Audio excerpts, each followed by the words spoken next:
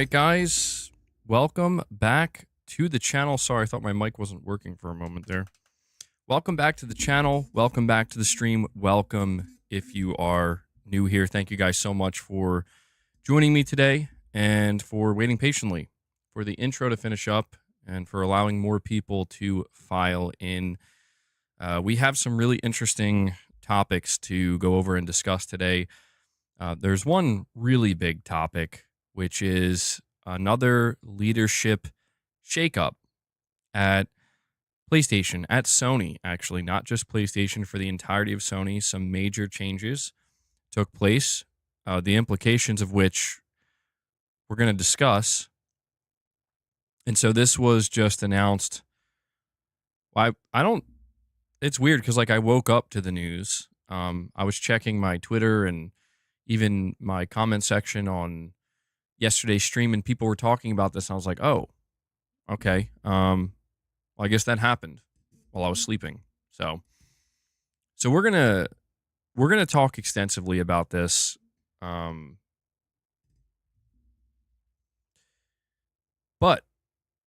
I have a super chat from William Aguilar. Thank you, William. William, I think you owe me a 50 bomb. I don't know. You're saying urgent before you misreport the idea that Hermen Hulst got demoted, which he didn't. Please read my latest post called "Correcting Misinformation."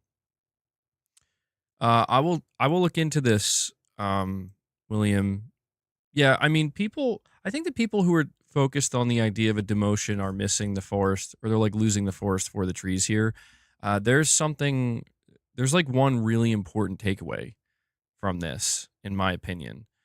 One definitive takeaway. Everything else is just kind of speculation, and that one definitive takeaway is that PlayStation has a singular CEO now. One person where the buck stops. That's the most important thing that we should be focused on. And that I think when we get this news that people should be focused on. It doesn't mean we can't talk about these other things, but the idea of a demotion, I understand why some people are going to interpret it that way, and it makes sense. You're co-CEO, now you're not. People see that as a demotion, but I have a slightly different view of the situation, which I'm going to talk about in a little bit.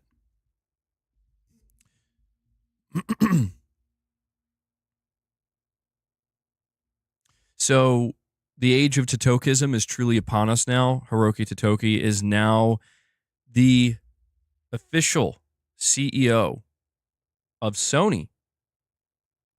You want to talk about a promotion? I almost said Hermen Hulst.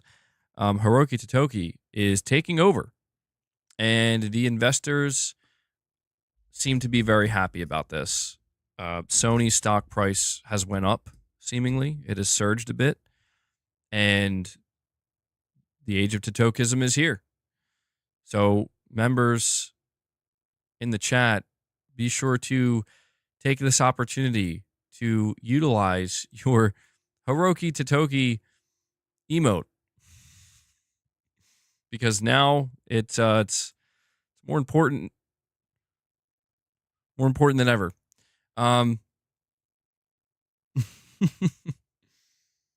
So yeah, we're going to talk about this. There's also some news. Yeah, there's some news regarding PlayStation and PC. Sony announced today that making a PlayStation Network account to play their games on PC is now going to be optional, with incentives, but optional nonetheless. You will not have to do it. Maybe this explains why Sony's been so quiet about Spider-Man 2 releasing tomorrow on PC. Clearly, it's still going to happen, but the timing of this news right before Spider-Man 2 drops, I don't think it's a coincidence. So, yeah, we're going to go over this information, guys. I want to take a moment to thank everybody for joining me today and for tuning into the stream. I also want to take a moment to ask you guys to please hit that like button. We're at 60 likes. If you want to help the stream, if you want to help the channel and kind of get this stream out there in YouTube's algorithm so we can grow the community and get more people in here watching, just take a moment and hit that like button. It helps way more than you know. I also want to give a shout out to anybody who can't watch the streams in full, but still take the time to watch them later. Thank you guys for that. And I also want to let you guys know a couple of ways you can support the channel and the content and the community. You can become a channel member. You gain access to exclusive perks such as the Members Lounge. That's actually exclusive content. The Members Lounge, Morning with the Misses, that we do every Friday. We will be doing a Members Lounge after today's stream. So as we're going through this stream, if you're not a member, again, please consider becoming one or gifting memberships. That's the second way you can support. Membership gifts help a lot. We're striving for 25 today. If we can go beyond that, that would be fantastic. You can also drop a super chat like William did, ask a question, give an opinion, make a statement, anything in between. And there's also a direct donation link at the top of the chat. So you guys are the sponsors of the channel. Thank you guys so much for what you do and for allowing me to do this. So with that being said, I'm going to go over the information. Push Square says a dramatic shakeup of the Sony hierarchy has seen PlayStation ditch its dual CEO approach less than a year after it was introduced. Ex-Guerrilla Games managing director Hermen Hulst was appointed co-CEO alongside platform business group bigwig Hideaki Nishino following the departure of Jim Ryan. The pair's tenure officially started on June 1st, 2024. But the run is over, as Nishino will now take sole CEO control of Sony Interactive Entertainment, the Sony business subsidiary, which contains PlayStation. I am truly honored to take the helm at Sony Interactive Entertainment, Nishino said in a press release. Technology and creativity are two of our biggest strengths as we continue to focus on developing experiences that deliver entertainment for everyone. We will continue to grow the PlayStation community in new ways, such as IP expansion, while also delivering the best in technology innovation. I want to thank Hermen for his expertise and leadership as he continues his role as CEO, Studio Business Group. I am deeply grateful for the PlayStation community and their continued support, and I'm very excited for what the future holds. As mentioned above, Hulst will continue to lead PlayStation's first party, so this reorganization doesn't change an enormous amount for the day-to-day running of the organization. It does suggest, however, that the dual CEO setup was not working as effectively for Sony management as they would have liked. And so a couple of other important notes here. As part of the big change, Sony Group Corporation President, Chief Operating Officer, and Chief Financial Officer Hiroki Totoki will step down from his position as Sony Interactive Entertainment Chairman to become CEO of Sony Group Corporation, succeeding CEO Kenichiro Yoshida, who will remain as Director, Representative Corporate Executive Officer, and Chairman. He says it's been a pleasure working more closely with Hermen and Nishino and gaining insight into the ever-changing, fast-paced world of Sony Interactive Entertainment. As we hand the baton to Nishino and this exceptional leadership team, I'm confident that Sony Interactive Entertainment will reach new heights in the days ahead. After 30 days of delivering, 30 years, not days, of delivering exceptional entertainment worldwide, this marks an exciting new chapter for Sony Interactive Entertainment, highlighting its commitment to fostering creativity and building meaningful connections for millions of players. These changes are going into effect April 1st, 2025. William Aguilar's post here says, correcting misunderstandings, Hermen Hulst was not demoted. Hermen Hulst keeps the promotion he got in 2024 as CEO of PlayStation Studio Business Group. Hideaki Nishino has been promoted for the second time to CEO of Sony Interactive Entertainment. Hiroki Totoki has been promoted to CEO of Sony. To put this in perspective, in 2024, Hermen Hulst was promoted from being the head of first-party studios, the equivalent to, say, Matt Booty's job, to CEO of PlayStation, the equivalent to Sarah Bond's job. Hideaki Nishino was promoted twice and is now CEO of SIE, equivalent to Phil Spencer's job. And Totoki is now the CEO of all of Sony, equivalent to Satya Nadella's job. So thank you for that little breakdown, William. I think that is a pretty good way to view it, because it does seem to be accurate of what we're looking at here. MRPD, let me see here. Yeah, I saw that too, MRPD. Starting January 2026, PS4 games will no longer be offered on PS Plus. Like, they're going to be rotating them out, or like basically taking them out of PS Plus.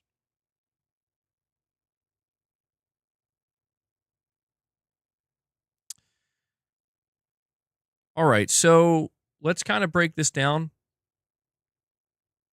You're saying now completely disregarding what William Aguilar said. Let the dunking on Herman begin. Well, no. See, here's the important part, right? Herman's job has not changed. There's one major important takeaway from this that I think, again, a lot of people talking about this right now, I think they're kind of overlooking because this to me is what's most important. Hideaki Nishino, the buck now stops with him. Herman cannot greenlight anything without running it through Hideaki Nishino now. And that's why people are viewing this as a potential demotion and they're using that term because co CEO seems, that basically implies or straight up tells you that Herman can make the exact same decisions that Hideaki Nishino can because they're co CEOs. However, that's not the case anymore. So Herman's job for because what was Hermen Hulst the CEO of? He was CEO of the PlayStation Studios business group. The big difference that I see here now is that basically whatever Herman chooses to do, it is going to have to be run by Hideaki Nishino, and Hideaki Nishino is going to have to give the seal of approval here. Like, okay, yeah, this sounds good, Herman, let's do it. Or if Hideaki Nishino happens to come across a decision that Herman is making with the studios that he doesn't like or thinks it's something they shouldn't go through with, Hideaki Nishino now has the power to do that. Now, it's not to say that there wasn't something in place previously. There was. Previously, it was Hiroki Totoki. Hermen Hulst had to report to Hiroki Totoki, and so if Hiroki Totoki didn't like something that Herman was doing, he was able to shut it down, potentially speaking, because it's only been 6 months. Come on, boss. But yeah, essentially what we're seeing here is somebody finally filling the shoes of Jim Ryan.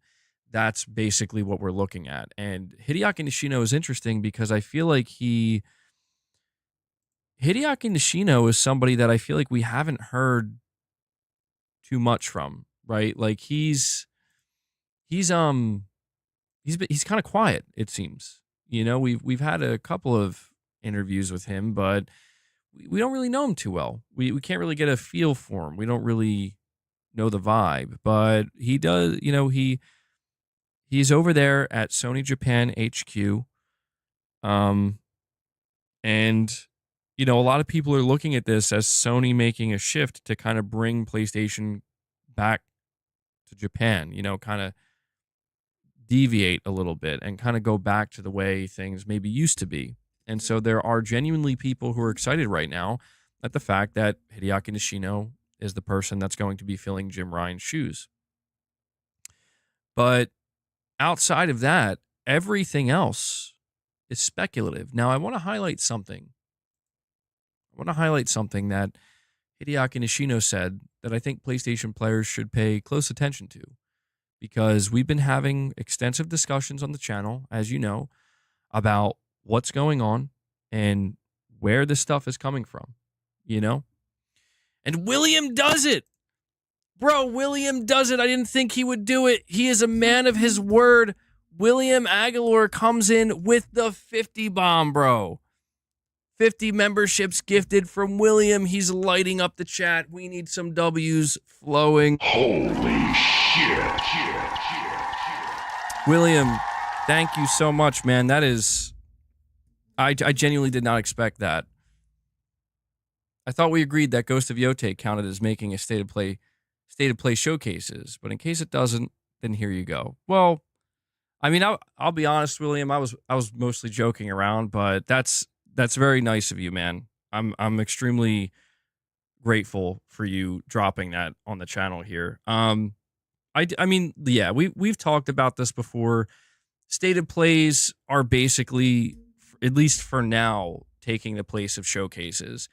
I don't think people are going to view them as showcases, even if they do show some first party like Ghost of Yote. But I think it kind of makes sense if there's not enough to be shown at one time at a showcase, then call it a state of play. We have a little something. But yeah, I'm not I'm not expecting a proper PlayStation showcase, William, until honestly maybe like 2027. I hope I'm wrong about that, but I do think that the new strategy for now or for some time is going to be 3, maybe 4 state of plays a year, and then a little bit of, a little bit of first party here, a little bit of first party there. And yeah, supposedly the next state of play is going to be in February. And so the question is, if this is the way Sony's going to do it, where they're going to just kind of sprinkle in a little bit of first party at the end of each state of play, I think it would be okay to have the expectation going into a February state of play, if they're going to hold one, that there's going to be some type of first party announcement or update. Maybe we could get some Ghost of Yotei gameplay. Maybe we're going to see Wolverine. Maybe a Venom game's going to be announced. I don't want to get too excited, but nonetheless, William, thank you so much for dropping 50 memberships, man. That's actually huge for the channel, and it really helps support the community and the content. So I'm going to add that to the counter, and I'll give Boss some treats as well, actually, because man, Boss was already begging. All right, so we'll do that thing again where we can cap it out at we'll cap it out at like 100 members every 25. So before we proceed here, if you just got a membership gift, thanks to William Aguilar dropping a 50 bomb on you guys, keep in mind we will be doing a members lounge. I almost said a state of play. We're going to be doing a state of play after the show. We're going to be doing a members lounge, okay? For those who don't know what the members lounge is, it's basically an extended stream, like a second stream where we're a little bit more relaxed. There's more community engagement, and we kind of go in different directions talking about different topics. Sometimes they can be gaming related, but we're going to talk about going off the rails. That's the members lounge for you. And William with another super chat says, remember the show for Nintendo Switch 2 games will be called a direct, not a showcase. State of plays are like directs now, that they do first party announcements. I mean, I'll be honest, man. I wouldn't be shocked if we look back at the 2023 PlayStation showcase and it turns out that like that's the last showcase PlayStation ever does. Like they're never going to use that terminology again.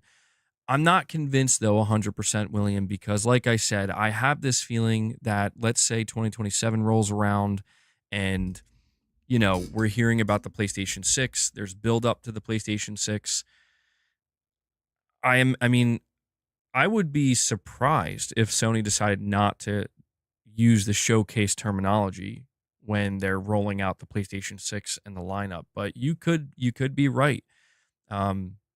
We could see PlayStation just decide that, listen, going forward, state of play. There's going to be big state of plays. There's going to be medium state of plays. There's going to be small state of plays. There's going to be third party state of plays. There's going to be, first party focused state of plays. I could see them doing that, and it would be interesting. I don't think it would be bad. It would you'd get more just distributed over time rather than everything at one time. So you think they're going to start using it to announce 1 or 2 first parties and showcases for 3 or more? Yeah. I mean, it's hard to say, man, because I feel like at this point, again, Hideaki Nishino, he's the head honcho now, right? So this is why I find it interesting that we don't know anything really, or we know very little about Hideaki Nishino. He's given these interviews recently, but he hasn't really said all too much.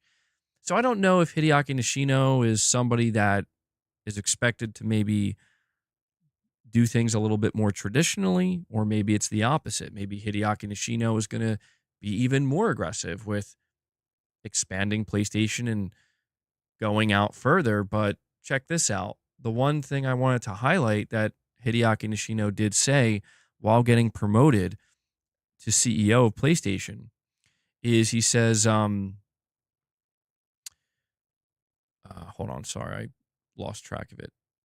Okay, He says technology and creativity are two of our biggest strengths as we continue to focus on developing experiences that deliver entertainment for everyone. So nothing nothing significant there. That just sounds like basic PR talk. But he goes on right after that to say we will continue to grow the PlayStation community in new ways, such as IP expansion, while also delivering the best technology innovation.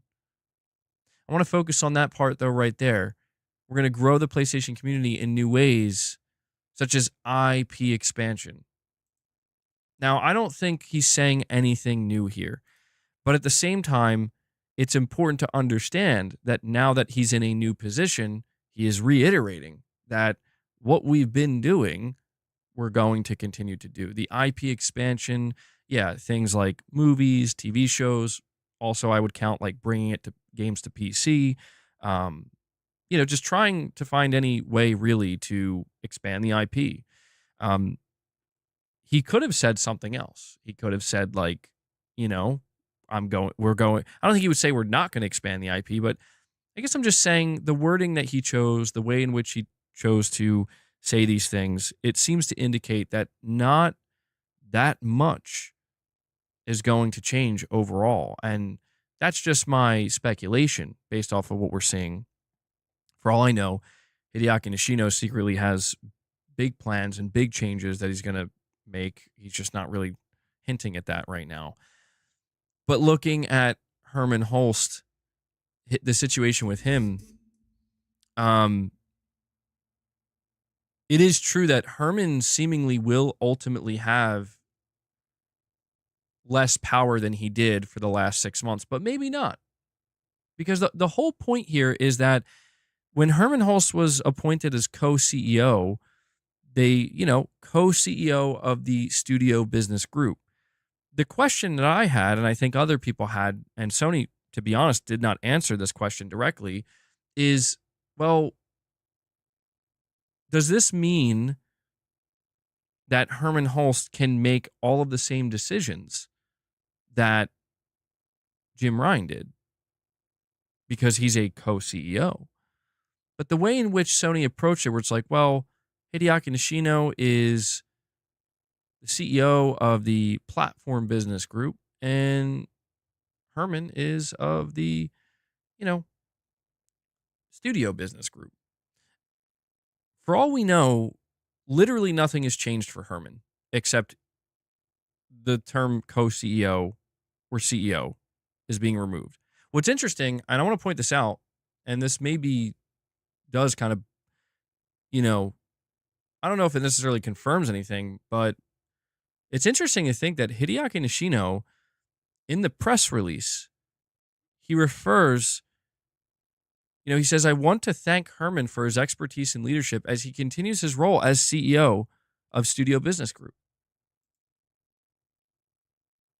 So, I do think that this maybe does kind of confirm what William's saying here, where I don't know, man, if he got demoted, it seems strange for for Hideaki Nishino to still refer to him as a CEO of the business group. It tells me that maybe nothing has really changed here except simply that, Hideaki Nishino is going to have he's going to have all the power. He will have the power to stop things that he otherwise wouldn't have been able to. He also now has the power to greenlight things that he otherwise would not have had the power to do. And this to me is it's a big deal because when we talk about the CEO, the previous CEO of PlayStation and the leadership of PlayStation, we think obviously of Jim Ryan. And a lot of people they still have, but they had some serious problems with the way that Jim Ryan ran PlayStation, and they did not like the decisions he was making. And a lot of people feel like he basically ruined the generation. I think that's, maybe that's a bit intense, but there are a lot of people who feel that way. And so we were waiting for like a whole year to find out, well, who's going to replace Jim Ryan? And then we found out, well, Well, it's going to be two people with the power presumably kind of distributed equally. That was kind of the assumption that people had when the announcement was made. And it was definitely a little strange because it's like, well, this doesn't seem like the way Sony normally does things. But now it seems like maybe Sony did settle on here's who we want to steer the ship. We want Hideaki Nishino to steer the ship. So Herman's still going to have a lot of power in PlayStation. He's still going to have complete control over running the PlayStation Studio business, but he ultimately does not have final say. And that to me is the important part. I think that if the way it's likely to work is Hideaki Nishino is probably not going to interfere that much with what Herman's doing, because I feel like if that was a thing that is expected to happen, I don't think Hermen Hulst would still be the head of PlayStation Studios. I think if Sony during all of this leadership restructuring really felt that Hermen Hulst was not good for the brand or for the business, I don't think he would still be here. I don't think they would keep him as head of PlayStation Studios. However, I do think that Herman has to be very careful, you know, because he still has the responsibility of PlayStation Studios, and there is a lot of work to be done. There's a lot of course correction to be done, and Herman is going to be vital to that. And now he has to report to Hideaki Nishino, and it's just going to be very interesting. Every time somebody gets demoted or fired on Sony, you bring up all kinds of buts or excuses. When is Xbox? When it's Xbox, the company is dying. Come on, MBG, we've been getting bad news after bad news from Sony. Well, neutral zone. I mean, listen, man, you have to separate what I've said from what people on the internet are saying. I've said the opposite of Xbox is dying. You know, I've covered some of the leadership and structural changes on the Microsoft side, and you know, it to me, it just basically boils down to if you're looking at it from Microsoft's perspective, like, yeah, dude, you're going to need a lot of people running that ship because it's bigger than ever, and that's a lot to oversee. I've said multiple times recently that Xbox is not dying. Xbox is, as a brand, is fine, but this isn't a matter of making excuses, dude. There are no excuses to be made. Hideaki Nishino is the new CEO. He was promoted, and I think what this ultimately means is that we gotta pay close attention to Hideaki Nishino now, because the buck is going to stop with him, and he's going to have to make decisions that are going to have huge, profound, lasting impacts on the PlayStation brand. And I feel like I don't really know much about him. Like I said, I feel like I don't know.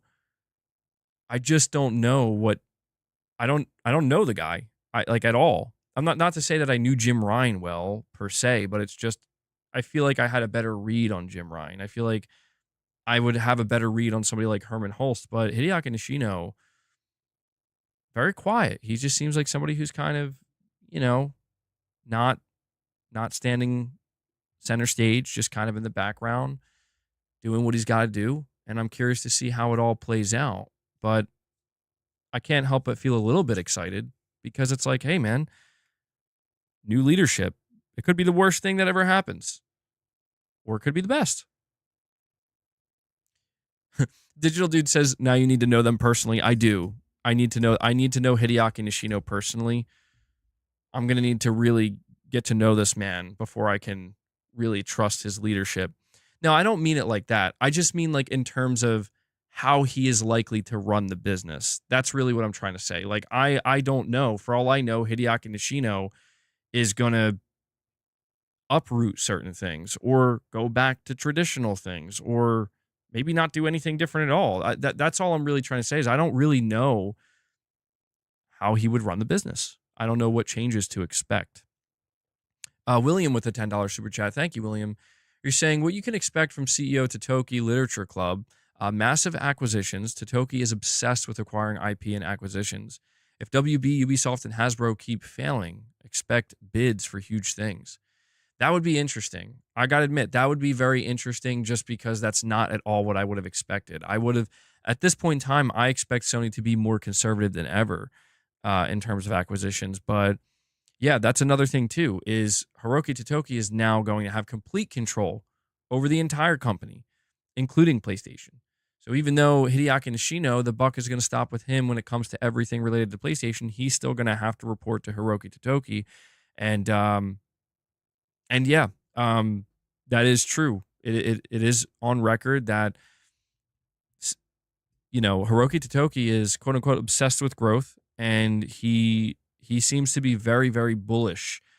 And see, this is why I feel like I have a better read on Hiroki Totoki than I do Hideaki Nishino, because I've read more about his kind of his philosophy and what he hopes to achieve as well, I guess we could say now as PlayStation or Sony CEO.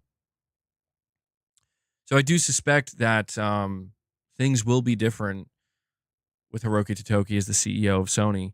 When it comes to major acquisitions, that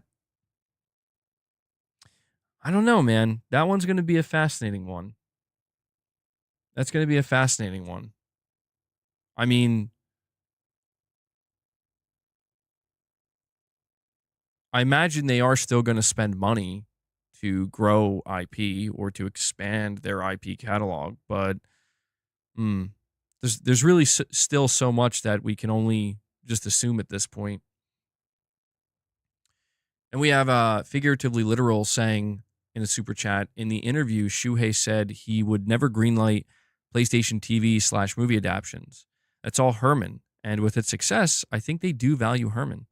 That's interesting. I didn't know that Shuhei said that in the interview.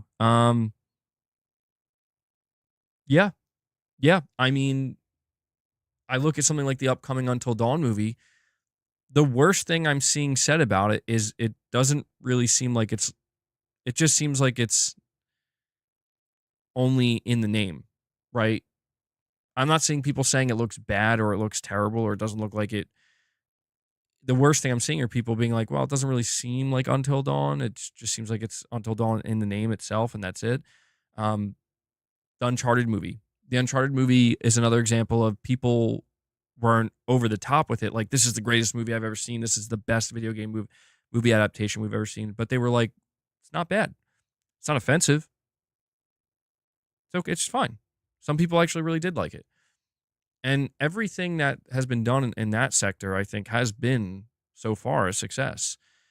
And the only question really is it truly contributing to IP growth? Probably. The Last of Us HBO was a big success, and we saw a sales surge with that. So I think this really is what they mean when they talk about IP expansion.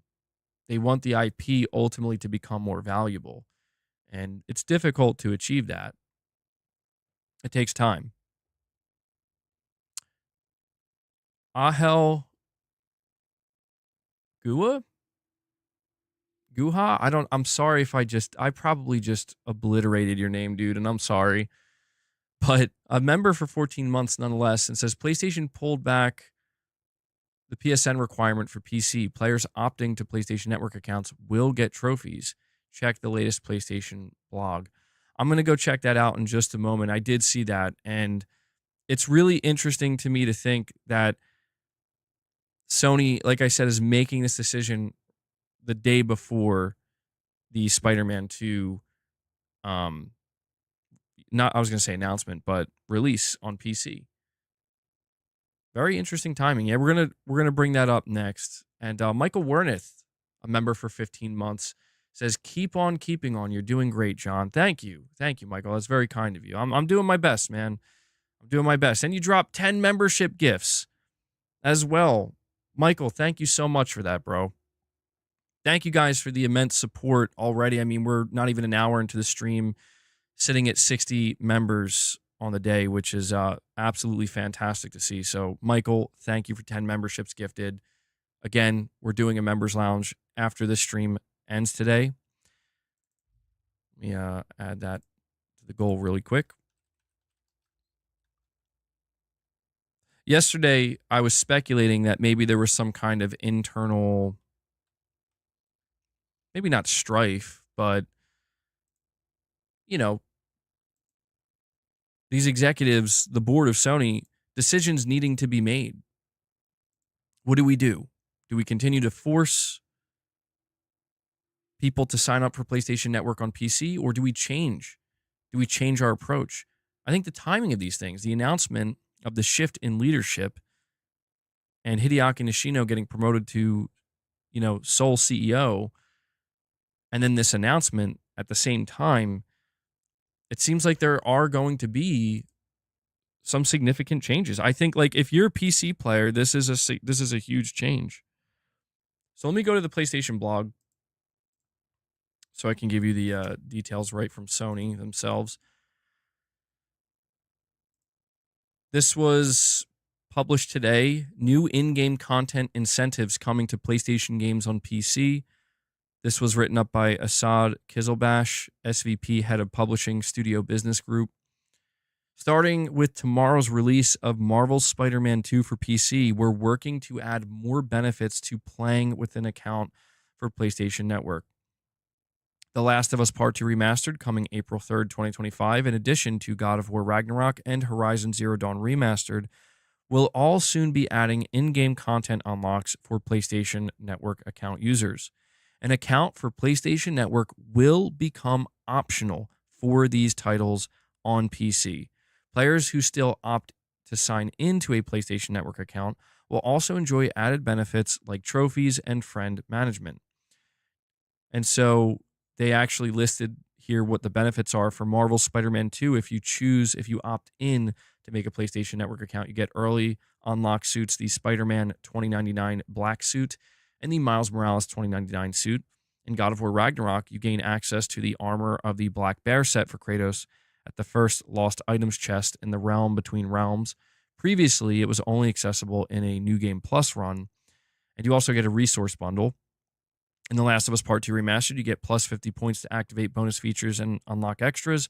And you get Jordan's jacket from Intergalactic the Heretic Prophet as a skin for Ellie, which they don't mention it here, but I can only assume that's going to be added to the PS5 version as well. And Horizon Zero Dawn Remastered, you gain access to the Nora Valiant outfit.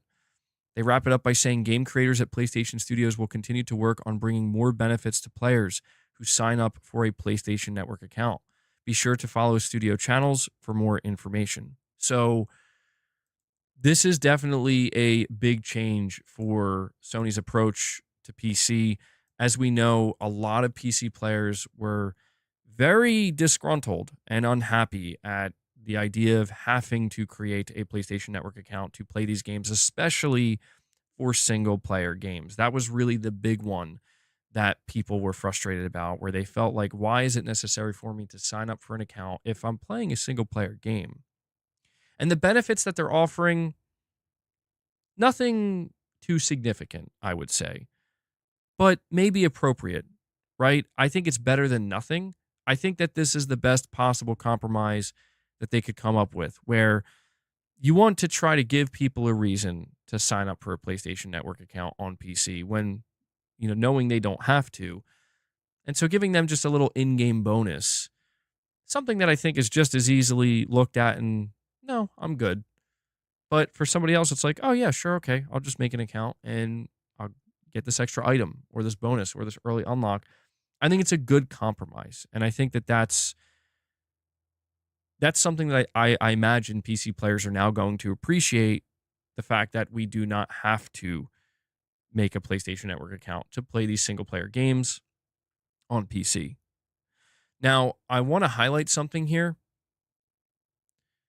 The wording of this is interesting. An account for PlayStation Network will become optional for these titles on PC.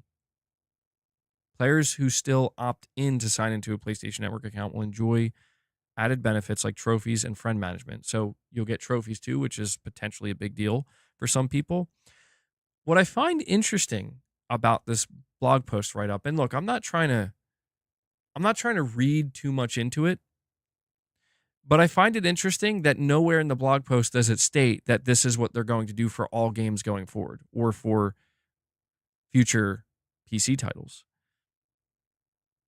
I think people are going to see this and they're automatically going to assume that, oh, okay, so going forward, this is just how it's going to be, right? We're not going to have to worry about ever signing up to the PlayStation Network or making an account for it if we're buying these single player games on Steam. They don't really make that clear. Like they don't state that overtly. So right now it is just an assumption, but Spider-Man 2 is the biggest one.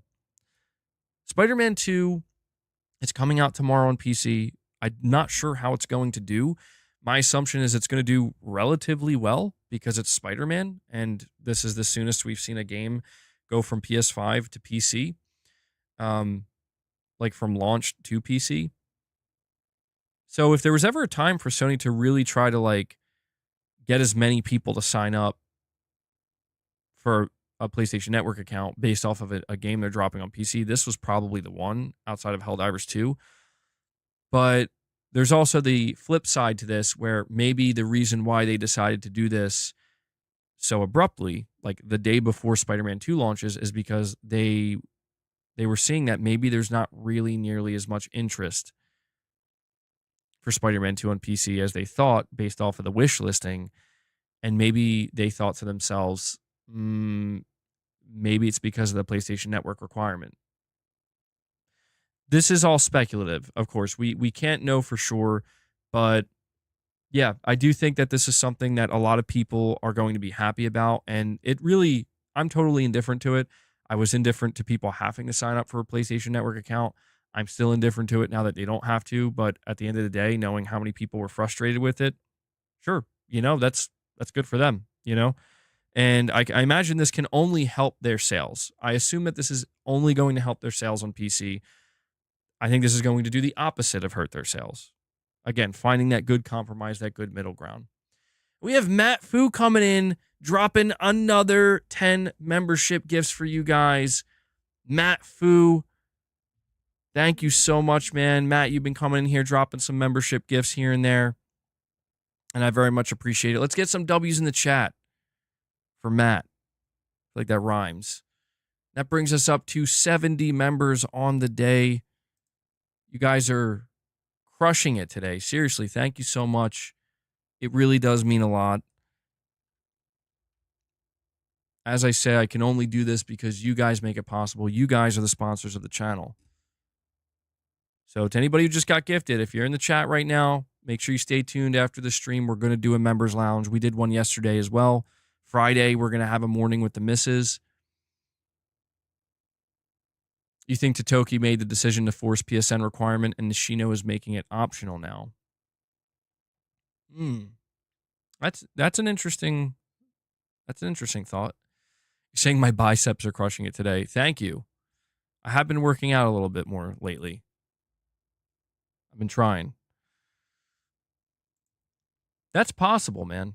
That's possible that this maybe a lot of the missteps we've seen so far were from Hiroki Totoki potentially trying to understand, thinking he knows how to do this, but in reality, it's like, well, I don't know. I don't know that it's going down so well with everybody. But yeah, Totoki is the big boss now. So,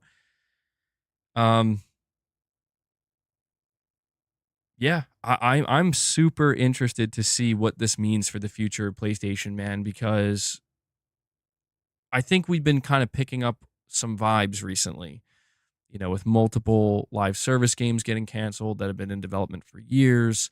Sony's kind of silence in general, and the co-CEO situation, wondering what's going on with Spider-Man 2 on PC. I think all of this kind of came together to this. It all kind of came to a head where it's like, yes, there are some significant changes going on behind the scenes.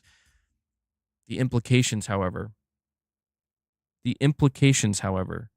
remain unknown. It's difficult because I want to say more, but I don't know which direction to go in. Like I've seen some people saying that maybe this is an indication that Sony is going to go more third party, and I'm like I'm not sure what would give you that. Like I don't know where that's coming from. Is it from the quote from the IP expansion? Because they've been saying that for a while now. They're letting you know it's going to continue. I've seen the opposite of that. I've seen some people speculating that this means they're going to kind of go back to the more traditional ways of doing things. Maybe they're going to stop releasing games on PC, or they're going to bring back true exclusives. And it's like I don't I'm not so sure what gives you that indication either. I think right now it's a mystery. I really believe that. I believe right now it's truly a mystery because, like I said, man, I keep kind of focusing on this, but it's worth focusing on that. I don't want to speak for everybody, but I'm going to say the majority of us probably have no idea. If we had to make a guess, we had to take our best guess. How do you think Hideaki Nishino is going to run the PlayStation business? What do you think he's going to do? I feel like for me, it's like taking a shot in the dark. I have no idea. I have no idea. And that to me is fascinating because, well, I mean, it leaves the door open to pretty much all possibilities.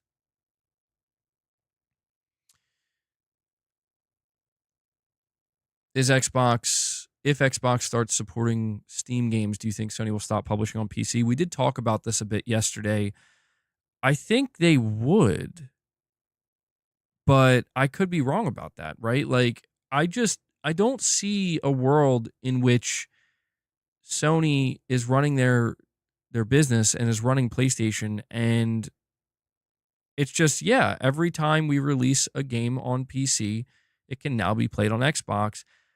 I just feel like if they were okay with that notion, then they would release some of their games on Xbox. Do you get what I'm saying? Like, yeah, I don't think that they would allow that unless, again, it right now it's anybody's guess. It really is because it's like that's my assumption based off of everything we've seen thus far. Today marks, well, April 1st, I should say, will mark a new beginning in a sense where, okay, now Hideaki Nishino's in charge. How does he feel about that? What would Hideaki Nishino do if Microsoft's console does have Steam and therefore, you know, PlayStation games can now be played on an Xbox via Steam? Maybe Hideaki Nishino is like, oh, that's fine.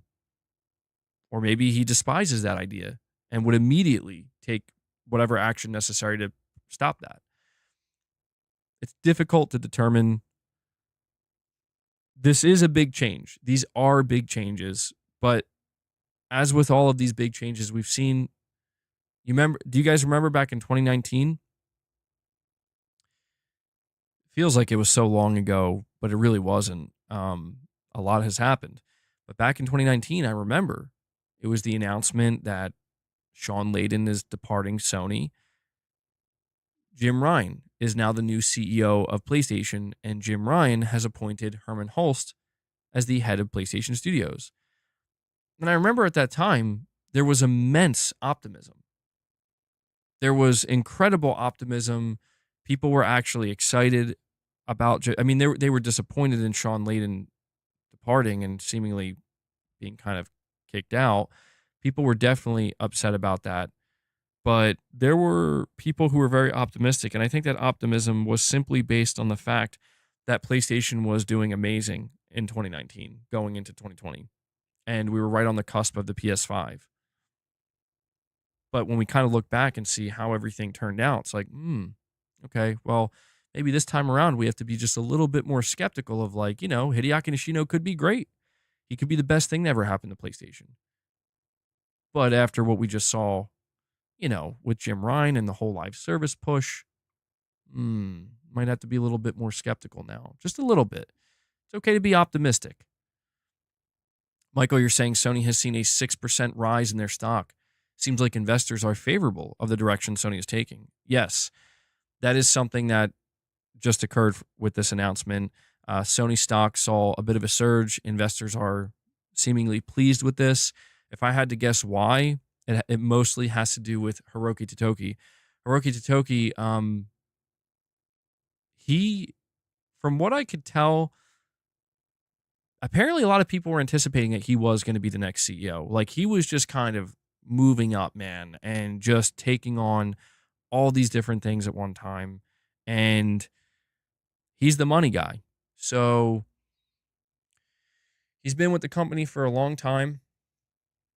I imagine that he is the driving force behind investors feeling more confident and feeling happy. Or maybe it could just also simply be the fact that maybe investors were just feeling a little bit nervous about everything going on with PlayStation right now with the cancellations and the co-CEO situation. And now it seems like maybe Sony really finally has gotten everything in order, all their ducks in a row, and maybe that in and of itself is giving investors more confidence.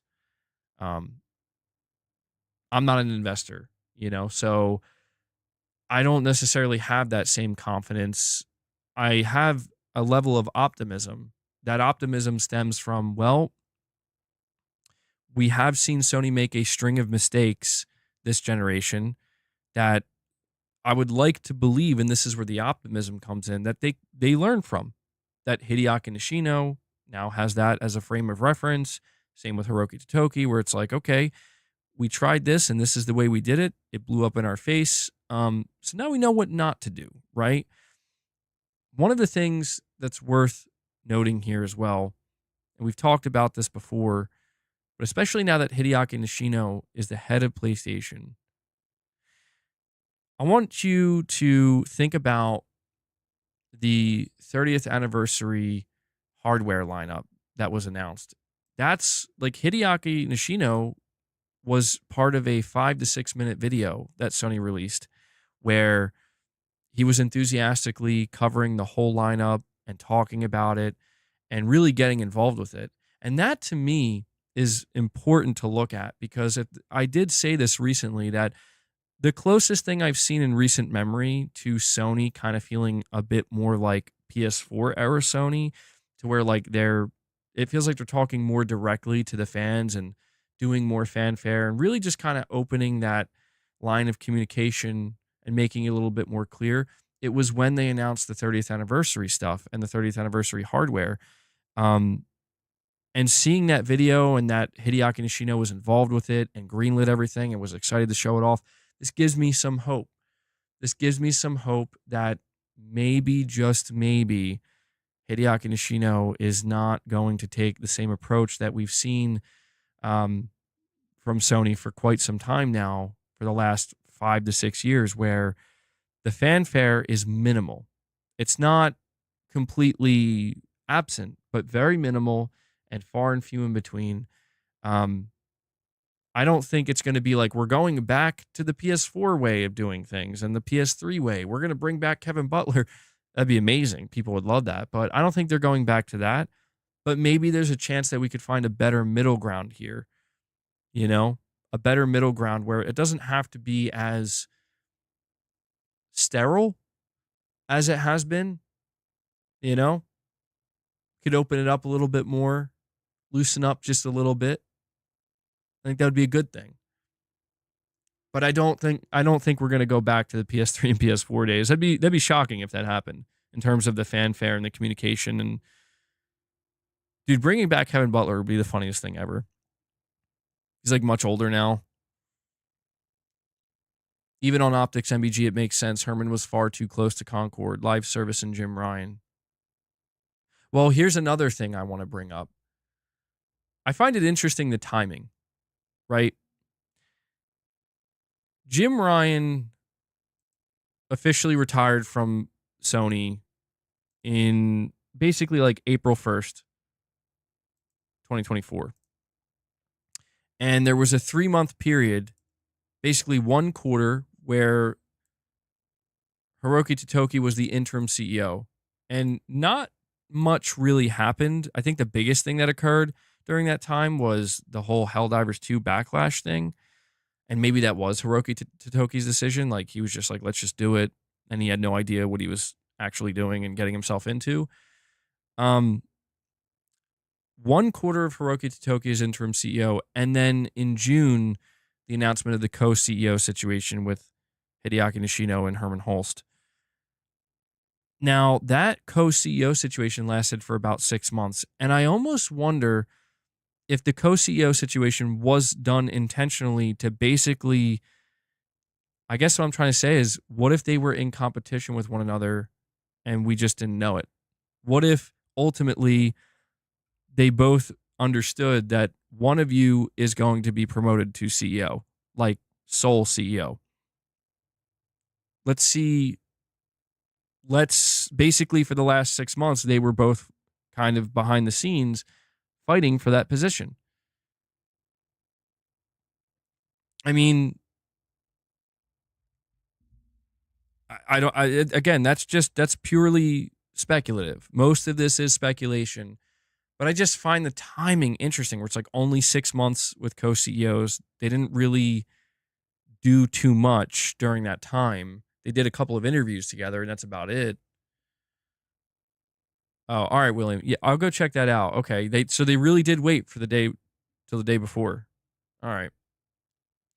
Figuratively literal with a super chat says Nishino has always put an emphasis on the console and prioritizing it. Jim was also vocal on live service games. So far, nothing about Hideaki Nishino suggests controversy. I agree. I do agree with that. Yeah, that is true. Anytime we've heard Nishino talk, he was always kind of putting that emphasis on the PS5 and not ignoring the fact that they're expanding beyond it, but making it clear that yeah, it has its place. It's the main priority. It's the focus. It's going to be that way for a long time.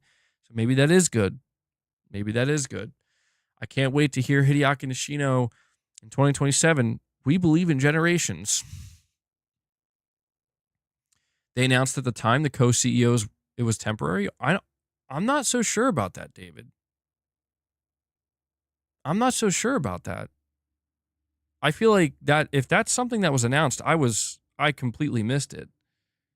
I see one Vaz in the chat saying thank you for the gifted membership. Yeah, shout out to the to those who dropped some membership gifts. Appreciate you guys. You're glad he's Japanese, sticking to their roots. Well,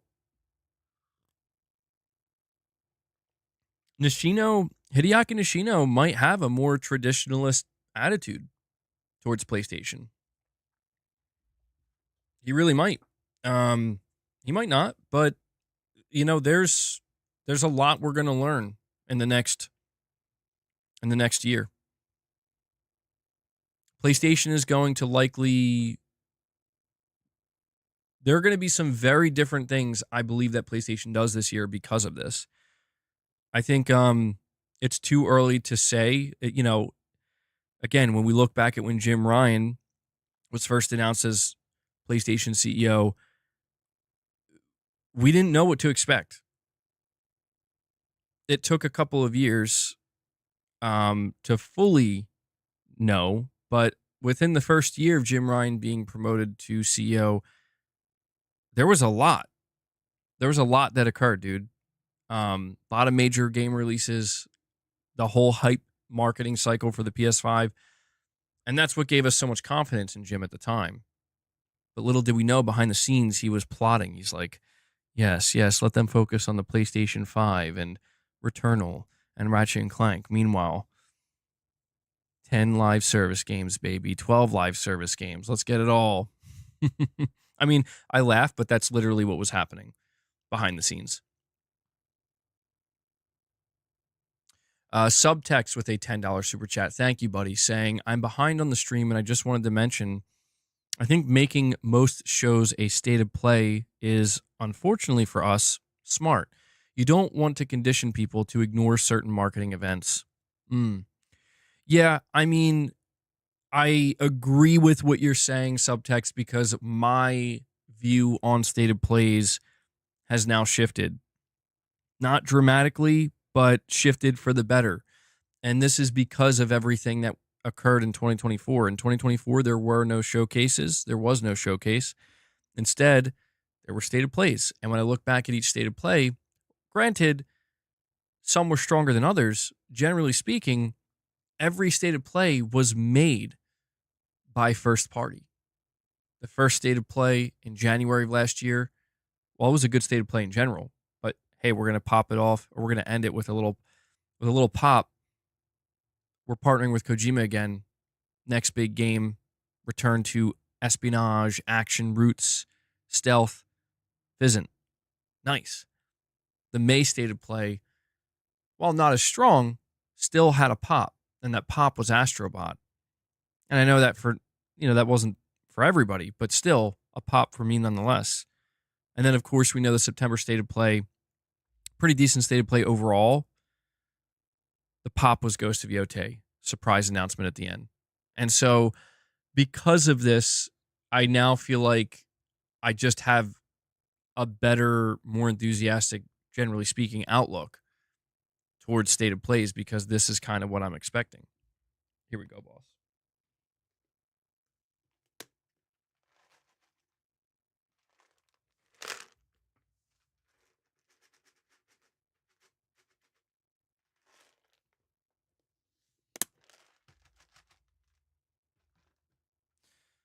I had to give boss some of his treats. He was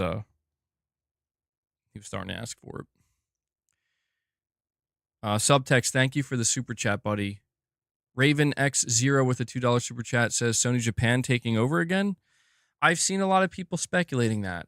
A lot of people asking that question. A lot of people assuming that this is what's happening. And it's hard not to see it that way. It's hard not to see it that way, because I want to remind people, Team Asobi is a Japanese PlayStation studio. And they just went on to win Game of the Year. Hideaki Nishino, Japanese executive. Hiroki Totoki, Japanese, obviously. So it does seem like, to a degree, yeah. I don't know to what extent, but to a degree, it does seem to be clear that Sony Japan is starting to, take more control once again of the PlayStation division. Thank you. That says it's your third time super chatting. I appreciate that, Raven. Overexposure, a member for 6 months, says Hermen is probably shaking right now. I think we're looking at a new SIE CEO for first-party studios announced this year. Sony is not happy with Hermen. Well, I have something I want to say about the Hermen Hulst situation that I think explains why we're seeing this happen. Like, because people are asking the question, like, why is Hermen still there? How is Hermen still there? How has he not been removed from his position? Here's why I think this is. I think that there was probably an evaluation that took place internally of Hermen, and that question was asked by the board, like, should we replace Hermen Hulst? Look at the live service disaster. He was a big part of that in having to scope out these games. I think what Sony is considering is that, well, we're pivoting away from the live service now. Okay, we're moving away from it. We're going to kind of go more back to single player and maybe just an occasional multiplayer. Boss, don't start. We're not doing that. And I think that when they were trying to determine whether or not they should replace Hermen Hulst, it's important to keep in mind that if you choose to remove Hermen Hulst as the head of PlayStation Studios, you are going to have to find a replacement. And that means you're going to have to find somebody that you trust more than Hermen Hulst to run these studios. There's no denying that Hermen has an inherent advantage when it comes to being the head of PlayStation Studios, because he comes from a development background and because he's hugely responsible for Horizon Zero Dawn, a single-player game. So I think basically what we are seeing is Hermen is being given another chance, and the reason why he's being given another chance is because there is a pivot back to single-player, and they have much more faith in Herman delivering good single player games and managing studios making single player games. And they no longer have to worry about Herman dealing with live service games, or at least many live service games. That's my theory. I could be wrong about it, but when you look at everything that Sony has done so far, and you look at the way that you know, they've seemingly transitioned away from live service. I think Herman, the thing that's keeping him safe right now is that he has a lot of experience managing studios and even being part of a studio making single player games. So basically, what I'm trying to say, if I'm trying to simplify this here, is I feel like Sony probably looked at Herman and said, this guy really sucks at live service. But to be fair, nobody here at Sony seems to not suck at live service. So he's pretty good with single player. He seems to be good at that. And so if you think about it, if it's like, well, we're going back to single player, maybe we should keep him around. Maybe we should keep him the head of PlayStation Studios. I could be wrong. I could be completely wrong. Maybe that's not at all what's going on. But considering what we know is live service push. At that time, he's the head of PlayStation Studios. Apparently, he really backed Concord. This is what we know, and it really does seem like this should be more than enough to get him replaced. But I think the more important question that needs to be asked is what would have Hermen Hulst done? And think about this for a minute. What if Jim Ryan's plan was, instead of 12 live service games, all in on live service, what if his plan was, I want to double our single player output? I want to make investments in single player and grow single player. That's our strength. That's our bread and butter. How would have Herman done then? How would that have been handled? Would he have succeeded? Would we be truly experiencing the golden age of PlayStation right now if that was the plan? And you now have to wonder, is that Sony's plan now? Is the plan, you know what? We doubled down on live service and we suffered because of it, and we failed. And we lost some, it's the opportunity cost of, man, it could be so much better now. We could have double the amount of single player games, but we don't. Do you now go the other way and say, now we're going to double down on single player like we should have from the start? Triple down on it. I don't know. I think that basically what we're going to see is Herman be given another opportunity to run PlayStation Studios with a completely new leader, with a completely new plan. And we're going to find out. We're going to find out. You're saying, Dave, you're like, they suffered. The PS5 is the most profitable console generation. Well, I just mean, like, if you look at it even from the business perspective, it's like, man, we made this much money. That's great, but we really could have made this much money. You know what I mean? Like, there's the whole idea that we could have made even more. That's the opportunity cost, We have Bosme with a super chat. Thank you for that. Saying, MBG, what is your definition for exclusive for major platforms? I'll go. Mine is Xbox equals day one Game Pass, PlayStation equals day one PlayStation, later to PC, Nintendo equals exclusive. You're saying WHA question mark, and PC equals indie or not safe for work, or both. I mean, I think that's fine. I think that we're at a point where people, we see the term exclusive or exclusivity used quite a bit, and it's thrown around a lot. And I think it's one of these things where people are just kind of using it as they see fit. And I think for me, my definition of it, I guess, is probably not too far from yours, but it's at the same time, it's like it depends on what angle I'm approaching it from, right? Like if I were to call something like Silent Hill 2 remake, it's a PS5 exclusive, somebody might say, "Well, hey, no, dude, that's not true. It's on PC as well, and it's going to be on Xbox next year, when the deal's up. So it's not really exclusive."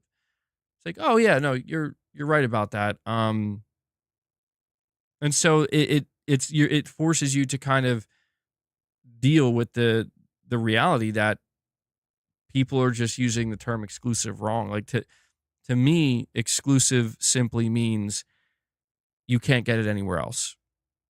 That's what it means. And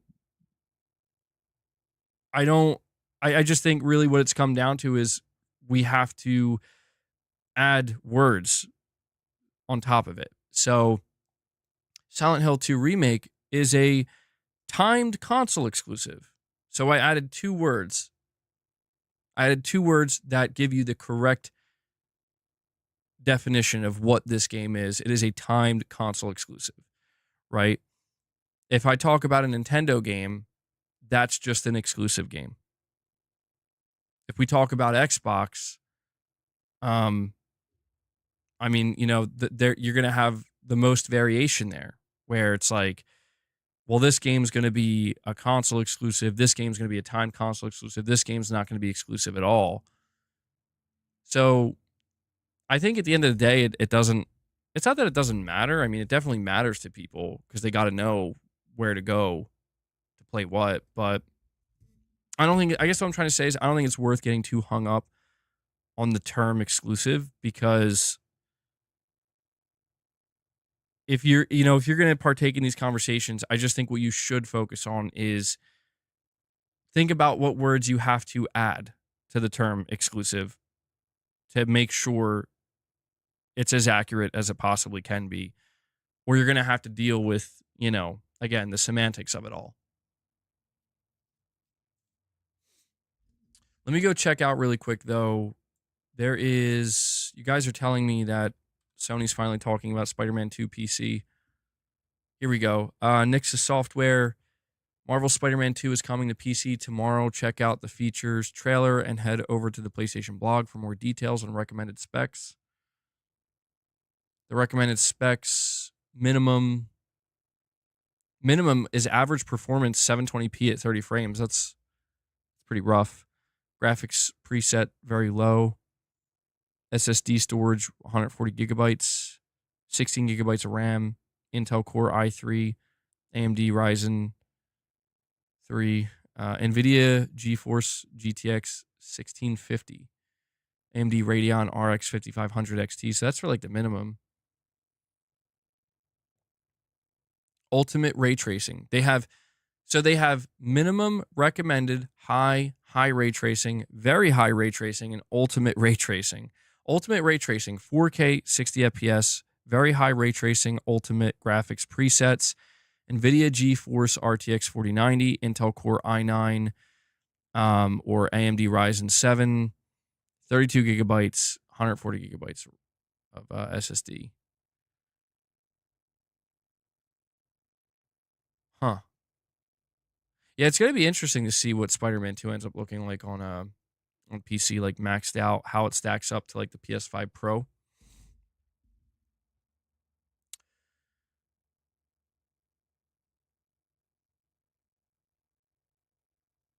Yeah, now they're marketing this game the day before. So is it out for pre-order yet?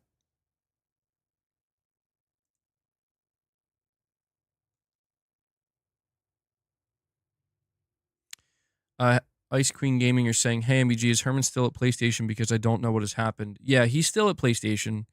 Herman is pretty much in the exact same position he was previously. He's still the head of PlayStation Studios. So not much has changed there. He no longer has. I don't think they're using the term co-CEO. Hideaki Nishino was promoted. You still can't pre-order on Steam. Okay. So the game's definitely going to be $70. Exclusives push the limit of what is possible. I saw this as Olympic Games of the devs to maximize also the potential of new ideas or IPs that are strikingly innovative both in graphics and push. That's an interesting view on it, to push the medium forward. Yeah, I mean, that's why I say, like, I think there are pros and cons to exclusive games, and I think sometimes people they just don't see it that way. I think some people just see exclusives as purely bad, but I'm like, I don't know, man. If you look at the history of exclusive games, I think it's safe to say that there's a level of pressure where it's like, again, this is meant to be a game to not only define the identity of our platform as a whole, but to sell hardware, it's going to need to be really, really good.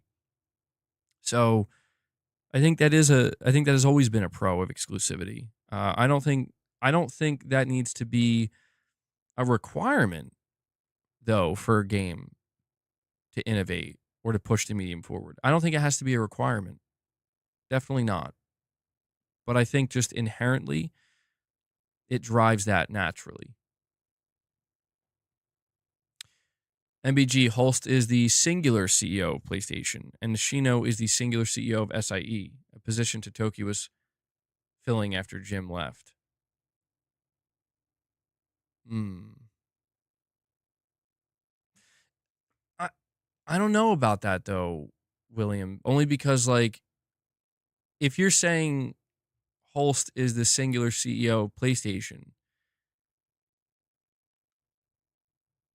that to me that implies that he's able to make platform level decisions, and I don't think so. I don't think he can. I think I think Hermen Hulst, his position, I think, did not change. I think he's still straight up CEO. He's the CEO the studio business group. You know, saying SIE is a level above PlayStation.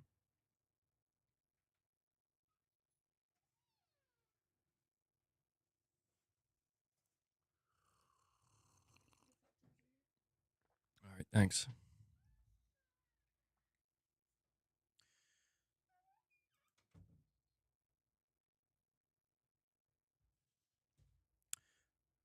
I need to check really quick. So, update on PS4 games for PlayStation Plus.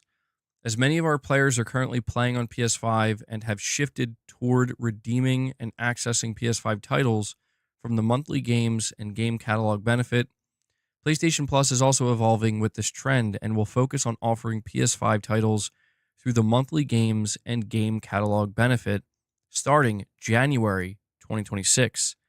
As we shift to PS5, PS4 games will no longer be a key benefit and will only be occasionally offered for PlayStation Plus monthly games and game catalog starting January 2026. We may still provide titles that can be playable on both PS4 and PS5 consoles after this date. So, another change. Sony making quite a bit of announcements today. Things changing. By the way, guys, if you haven't already, can you do me a big favor and please take a moment and hit that like button? We're almost at 150 likes. I want to see if we can push to get to 200 likes. It helps the streams more than you know. Thank you to everybody who hits that like button. Here's an example. Freedom Wars Remastered is under Nishino as it's coming from SIE, but not under Holst because it's coming from PlayStation. It's not coming from PlayStation. That's a really interesting example because the situation with Freedom Wars Remastered is definitely unique. Definitely a unique situation.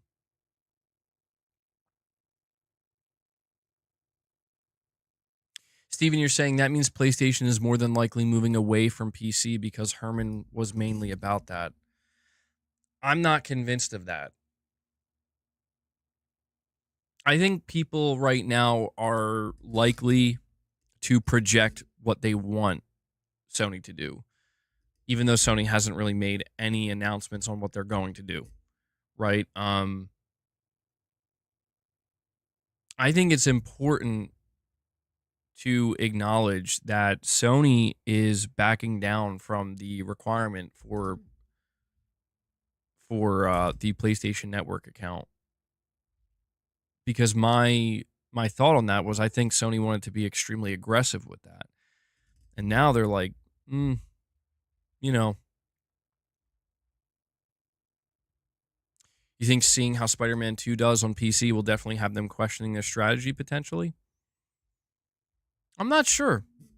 I'm not sure. I really am not exactly sure how to read like the changes that we're seeing. I'm not sure if this means they're going to be more aggressive with PC or pull back from PC. I don't know either way.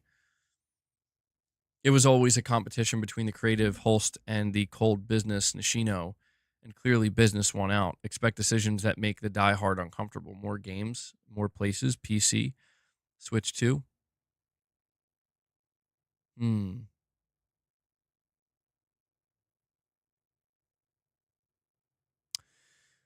I don't know. I don't know. I mean, I wish we, I wish I could just ask Hiroki Totoki. So, man, Mr. Totoki, what do you, how do you feel about PlayStation games being exclusive? What do you think about that? I mean, it's interesting. Yeah, I'll have to give him a call. It's like it reminds me of when we got that interview with Microsoft CEO Satya Nadella. I mean, he shot straight, dude. Satya Nadella was like, "I have no love for exclusives. If it were up to me, there would be none." And then eventually he took over and he's like, "All right, you guys remember what I said?" I wish we could get a an answer like that from somebody high up at Sony, where they're just like, "Yeah, we hate exclusives. I hate exclusives," or "I love them," or they have their role, or just something, something that gives you a very clear understanding of where they stand currently. But I don't know. There's there is a lot we really don't know yet. We know change is coming. We just don't know what it looks like. Here's another example. All the recent Starship Troopers games are under SIE, but not PlayStation. There's no PlayStation branding on them at all, and they are all on PC and other platforms. Oh yeah, I keep forgetting that Sony owns the Starship Troopers IP. That's so funny that they own that and Helldivers. That's a good point, William. I didn't think of that. That's interesting. Nishino did an interview recently with Famitsu that might help give some insight into his thoughts. We did cover that, and I mean, he didn't reveal anything too crazy, you know. He kept it pretty tame overall.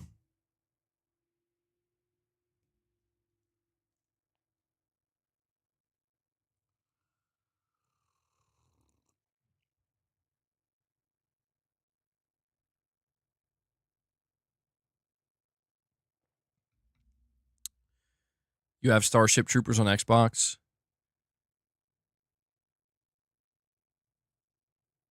Saying it's not on PlayStation. I'm pretty sure it's on PlayStation. It'd be weird if it wasn't. All right, let me get my bearings here for a moment.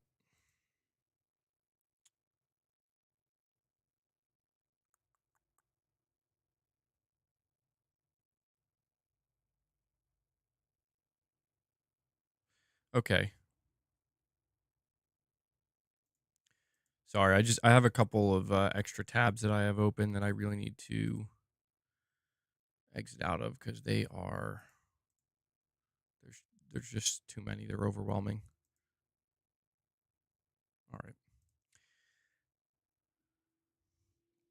NBG is overwhelmed with the announcements today. Actually, no. I'm not overwhelmed. I'm eager. That's the thing. Like, it's nice to have some official news from Sony, but I feel like we still don't know much, you know? I feel like it's been this way for a while. I'll be honest. To me, that's the big thing with PlayStation the past, I would say 2 years or so, maybe a year and a half. Which is, it feels like it's been a long time where it just feels like they're figuring out what they want to do. And the fact that there was a leadership structure change in the last 24 hours tells me that I was correct in my feelings that things are in flux. Things are always in flux, but just more so than usual. Where I still can't get a fully accurate read on what, like, there's no, the mission statement, like, they come out and they make it seem like it's clear, but at the same time, like, there's just this kind of question mark left at the end of it where it's like, I don't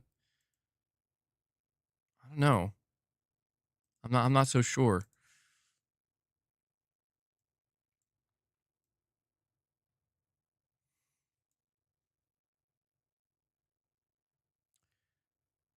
Kenichiro Yoshida stepping down caused all of this trickle down effect.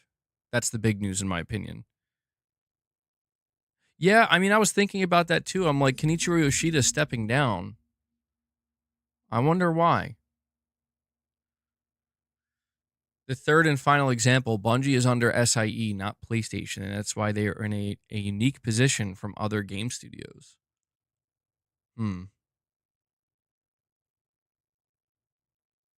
It makes me, yeah, the way you're talking about this, it makes me wonder what broader changes Hideaki Nishino could potentially make to SIE as a whole. Because I am definitely focused more on the PlayStation side, but yeah, it's clear that there's more to it here overall.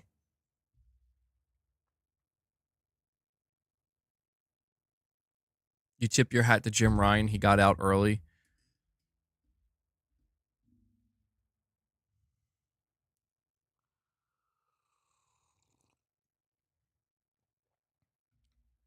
Yeah, I like to imagine that Herman was also trying to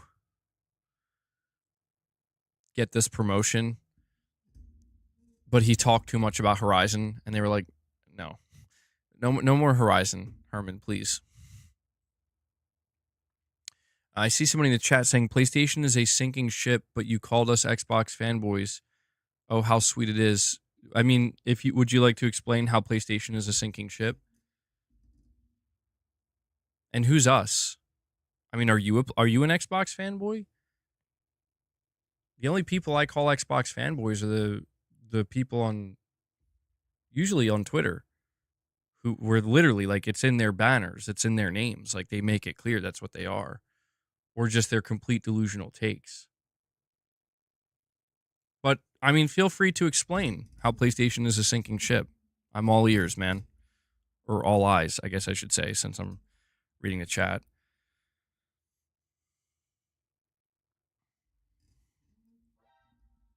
I'm starting to think that some Xbox play, like, I don't even listen. I don't know if this is a real Xbox player or not. I'm assuming they are, but I'm starting to think that, like, they're being needlessly aggressive just for the sake of it. Where it's like, dude,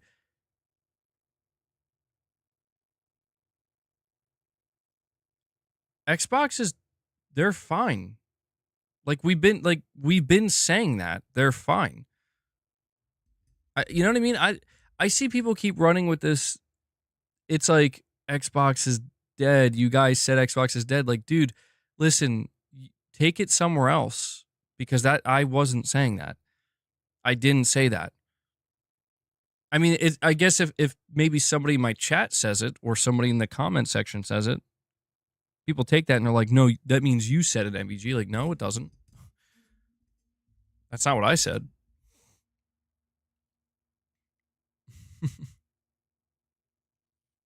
Xbox is king. You're saying I can explain. I can explain it. They canceled 11 games. Now they're going through their fourth CEO. Their fourth CEO. What? Xbox games are selling better on PlayStation than PlayStation games, just to name a few things. Well, which Xbox games are selling better on PlayStation than PlayStation games? I mean, are you going to say Call of Duty? 'Cause come on, man. I mean, that's technically true. To be fair, that's technically true. But come on. Come on. Minecraft is the best-selling game in history. Microsoft's got it, bro. They got it in the bag. Microsoft was their biggest publisher or the biggest publisher last month. That's not surprising. I mean, there you go, man. What have I been saying? I've been saying that they're pushing to be the biggest publisher in the industry, and that's exactly where they are. That's exactly where they are, dude.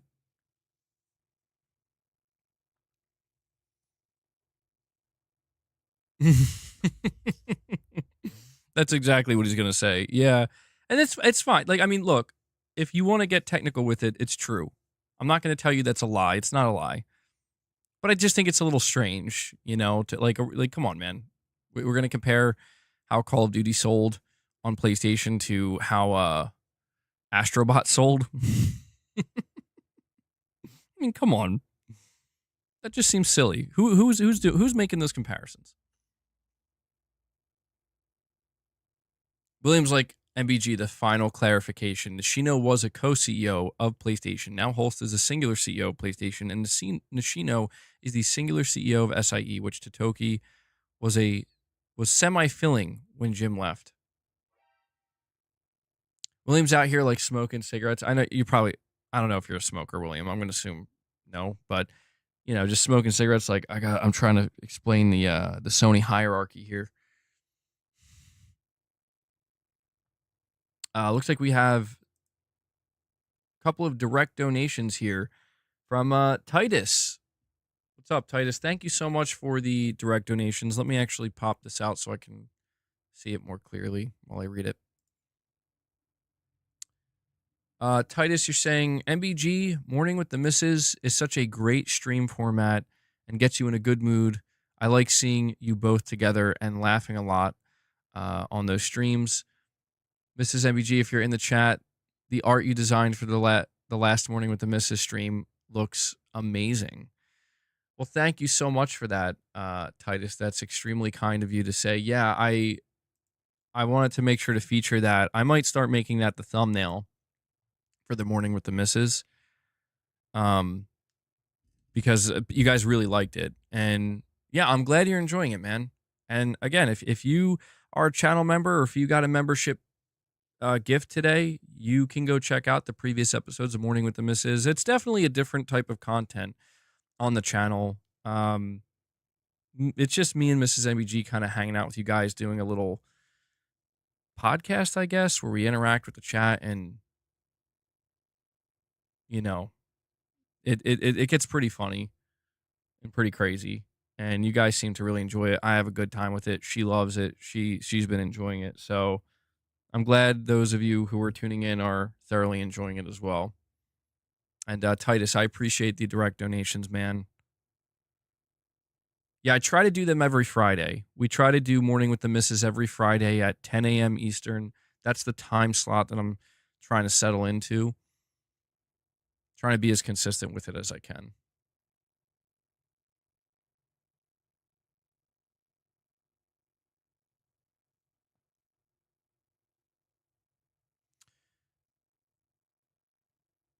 Let's see here. We have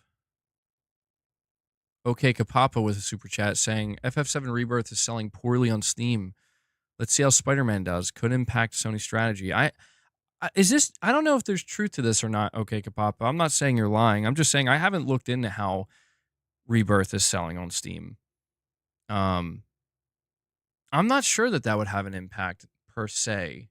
I mean, you're saying it could, maybe. Anything's possible, but I think it's going to be Spider-Man 2. If there's anything that's going to have any type of impact on PlayStation, on PC, it's going to be Spider-Man 2.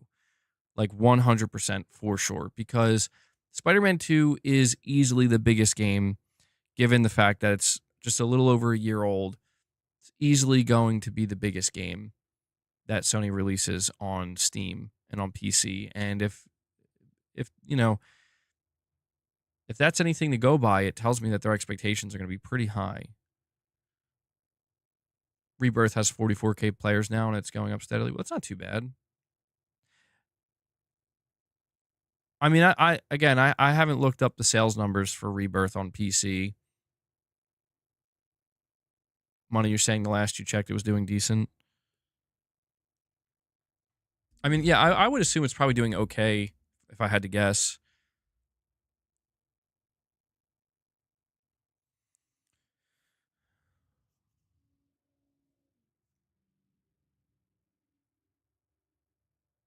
Ragnarok only got around 30,000 peak players.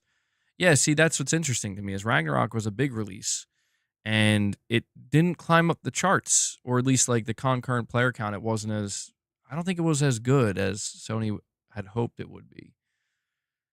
But then again, we're not really sure what their internal expectations were. Does the city ever change in Spider-Man games? Like, I know it's New York, but if they already make New York once, isn't it done forever? You typed the word blunts, but I think you meant to say once. Yeah, I don't know. That's why I wonder, like, Spider-Man 3, I guess the assumption is it's going to still be set in New York, you know?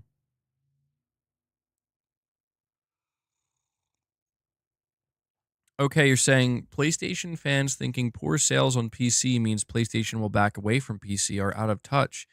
It makes it more likely they go day and date than it does stopping PC releases. Interesting. It could, yeah, it absolutely could mean that. It absolutely could mean that. And that's kind of the irony of it, right? It's like there are certainly some people that I see where they believe if a game fails enough, a PlayStation game fails hard enough on PC, it'll stop Sony from doing PC, but it might make them go day and date sooner. Yeah.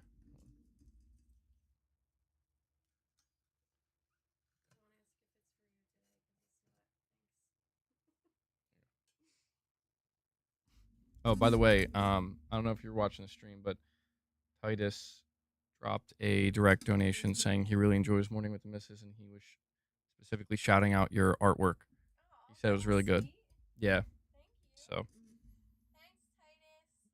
yeah, I'm assuming he's still watching, so.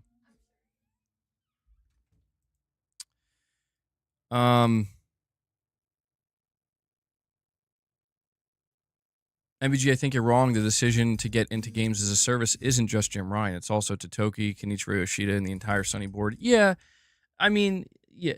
To be fair, I don't think it's literally just Jim Ryan alone. I think that Sony, as a corporation, wants a piece of that pie for sure.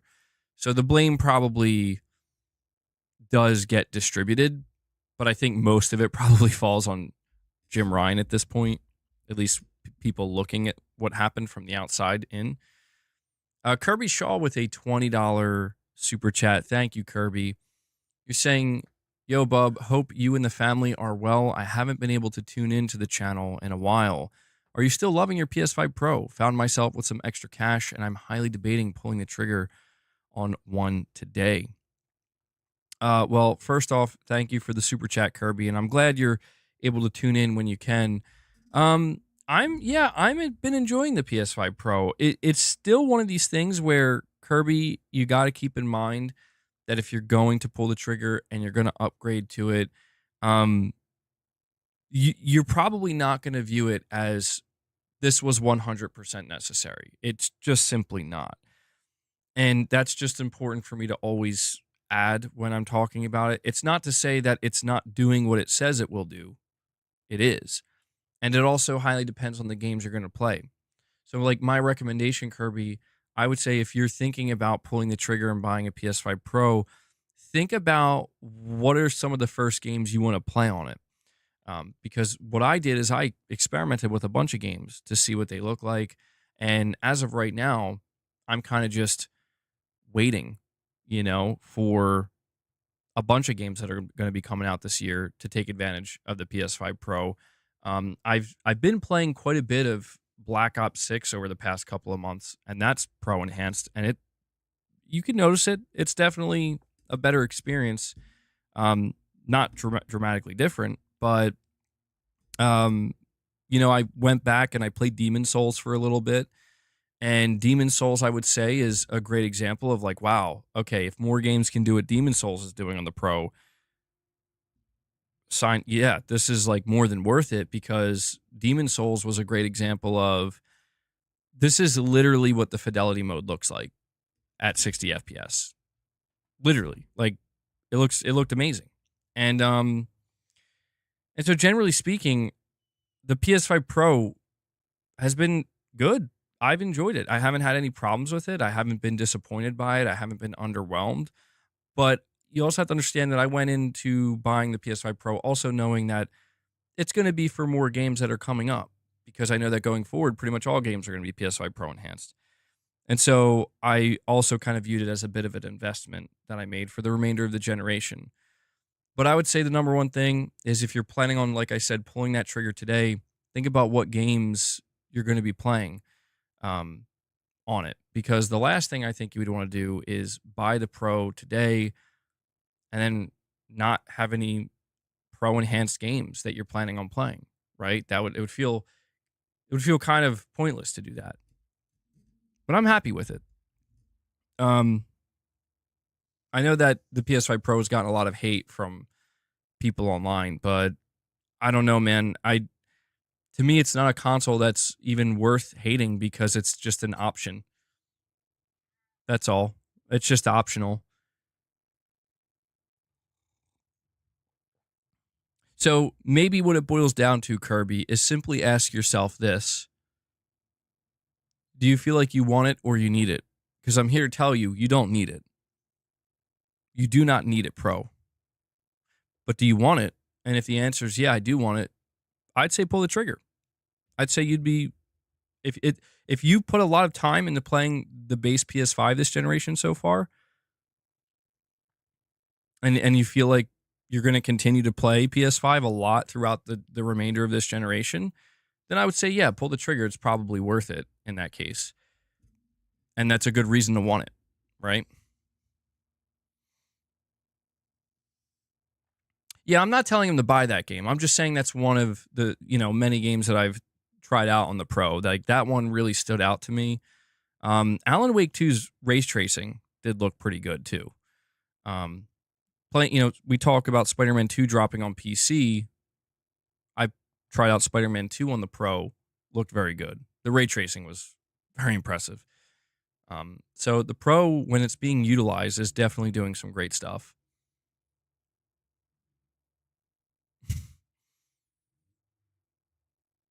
But Kirby, thank you so much for the super chat, man. I do appreciate it.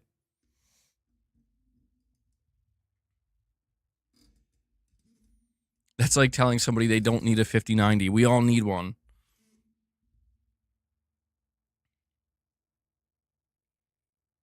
Like, no matter which way you slice it, if you're on a base PS5 right now, games still look amazing and still run great.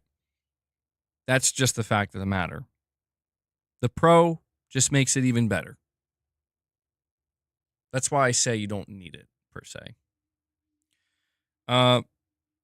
Musashi, with a super chat, says, I want more games like Tokyo Extreme Racer and more focused gameplay games on PlayStation, like they used to do them a lot on the PlayStation 2. Astrobot is a very good example of this. Yeah, I do think this is something Sony should try to make happen, if not from their own internal teams, then with partners. I feel like this would be a good thing to make happen because, people do love, like you're saying, focused gameplay driven experiences where almost everything else is secondary. The presentation, whether there's a story, it's not, it can be cinematic, but that's not really the focus. The focus is just a purely gameplay focused experience. The focus is, yeah, that is the focus. I understand exactly what you're saying. Those type of games we still do get, but they're not really as often anymore. I would hope that Sony is in the process of making this happen because, yeah, these are what, when people talk about smaller games or like double A games or games that are not necessarily trying to be as big or ambitious as some of the, I was going to say double, I meant to say triple or even quadruple A titles. That's often their greatest strength, right? Is that the gameplay is what allows these games to kind of really, rise a bit higher than maybe people would have expected based on the production value. And so I think it would be wise of Sony to try to produce more of these types of games. Again, maybe it makes the most sense to try to do it with partners, studios, second party studios. I think they should do it. It's just one of these things where we're going to have to see what this shift in strategy, because if there's one thing that seems clear to me is there has been a major shift behind the scenes at Sony. I say behind the scenes, but in reality, we've kind of been seeing it happen. But we don't yet know the full extent of it. Like, is it true that they're going to start making more double A games, smaller games, these more gameplay focused titles? If it's true, we don't know yet because no announcements have been made. So we're going to find out together, but I'm all for it. I think it would benefit Sony. I think it would benefit PlayStation players. So Musashi, thank you for the super chat, buddy.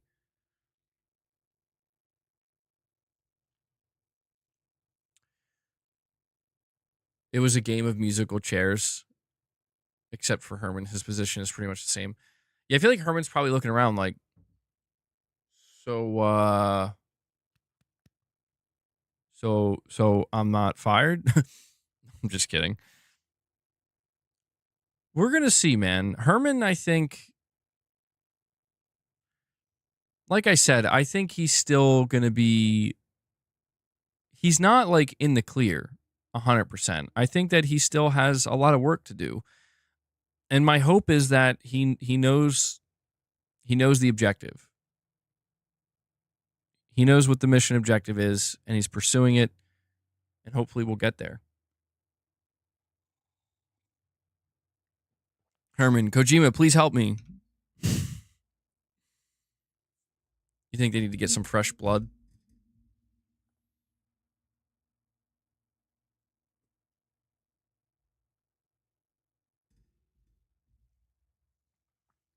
You think we're going to see fewer first-party single-player games, bigger but more spread out?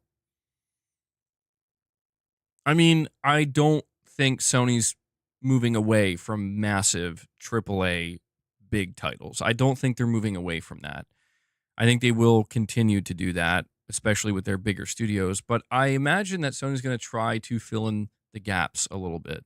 So if it's true that these games are going to be a little bit more spaced out, maybe one, maybe two a year, I think Sony's going to try to make an effort to have games.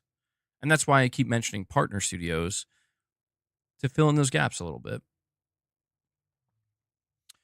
What's up, Drum Man? I'm doing good, man. Thank you for asking. Chris is saying he's considering getting Ninja Gaiden. He's asking anybody here if they have it.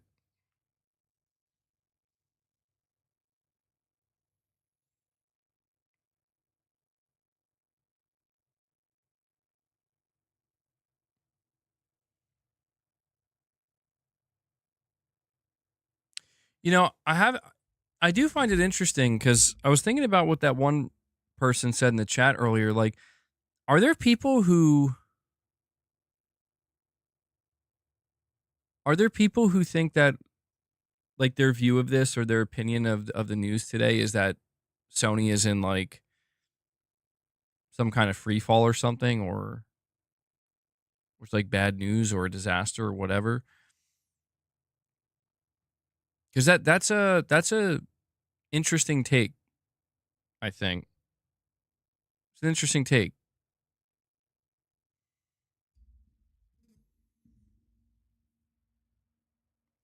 There aren't enough AA games in the modern era of gaming. We could always use more. Yeah, I think a lot of people feel that way now.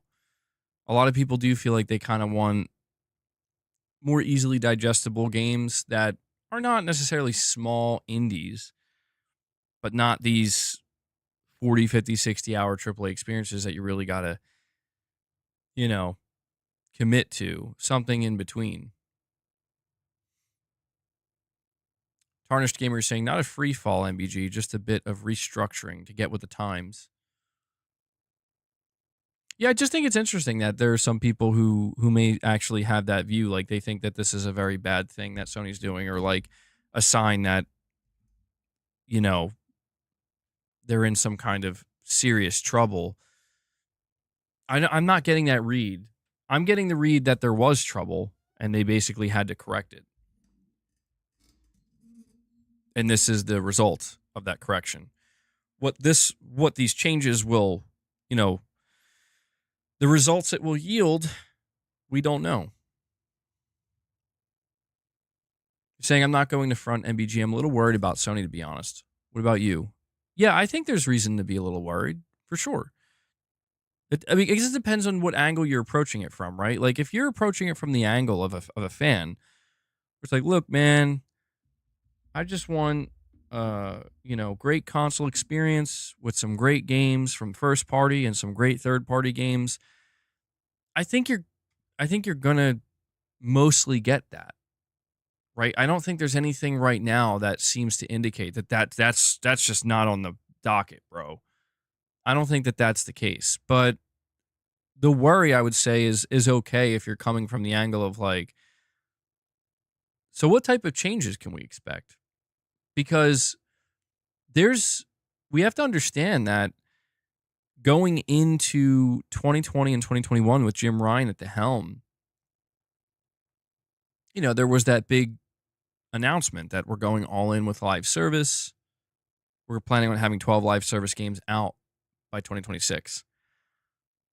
There's no denying that a lot of people were, myself included, like, oh, this could work. This could yield some potentially good results if they do it right. And it didn't, And so I think we have good reason to be a little bit nervous because it's like, well, there's always the chance that they could drop the ball. There's always the chance that they could, one small mistake could end up somehow snowballing into a few other bigger mistakes. This is the reality. And I don't think there's anything wrong with being aware of that and just being a bit skeptical. That's all. Being a bit skeptical. Like I'm a little bit skeptical. I'm not out here viewing these changes as like, oh man, they didn't fire Herman, it's all over or something like that. I'm not viewing it that way. But it's just like, yeah, I'm going to keep in mind that Hermen Hulst was there the whole time and likely was the one greenlighting a lot of these live service games that ended up getting canceled. A lot of games were canceled under his watch. That's just the fact of the matter. Doesn't mean the future's guaranteed to be bad. It just means I'm going to keep that in mind going forward. And, it's like, Herman, hey, I'm definitely ready to see the next batch of greenlit games from you. What changes you might make now that, now that you guys have course corrected. Yusashi again with a super chat. Thank you, buddy. Saying the best games didn't sell dozen millions. They were sometimes just like low budget B movie, low scope, high gameplay value experiments that inspired better games, just like Evil Dead for the movies. I actually watched a whole video on that, Musashi. That's actually really funny you mentioned that. I watched a couple of videos, actually. They were like hour and a half long, almost like retrospectives of the Evil Dead games. And yeah, I know exactly what you're talking about. These kind of games that are not meant to be the big, 10 million plus sellers, but they kind of have their place. Yeah, that seems to have gone away completely, dude. You're talking about like even like licensed movie games and stuff. It was interesting. You look back at like the PlayStation 2 era, and it is interesting to think that like almost everything had a game, every movie, everything. There's like a game associated with it, and we just don't really see that anymore. And if we do see it, it has to be something super serious and huge AAA, and it's like high risk, high reward. You have a fistful of boomstick on PS2? Yeah, dude. I remember trying to play one of those Evil Dead games. I think that was the one, the PS2 one. And I don't know if I got very far in it, but I do remember distinctly playing it and thinking, well, this is pretty sick. This is pretty cool. I wasn't really too familiar with Evil Dead though when I was playing it. I was young. But yeah, we need a new well, we did get an Evil Dead game. I was gonna say we need a new Evil Dead game. We need a new single player Evil Dead game. They did release that multiplayer one, but it seems like that multiplayer Evil Dead game that came out a couple years ago was actually really good and really well done, but it was supposed to be a live service game, and I just don't think it had the player base.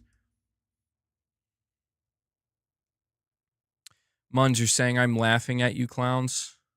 Whoa, whoa, hold on. Who? Evil Dead Regeneration on Xbox was fun. Yeah, I never got to play that one, but I did watch like I said, I watched a video on it, and the one that I thought was most interesting was the PS1 Evil Dead game. That was apparently not good, but it was like trying to mimic Resident Evil somewhat. Capone's like, he's trying to flatten your tires, bro. Stop trying to flatten my tires. I'm only a clown on the weekend. Take that back.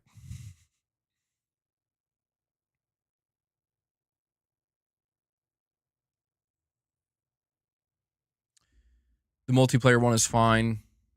It had some single player elements, but I'd rather have a well crafted single player story. That's how I feel too. Yeah. It would be great to see that happen. I have to believe one day it will, right?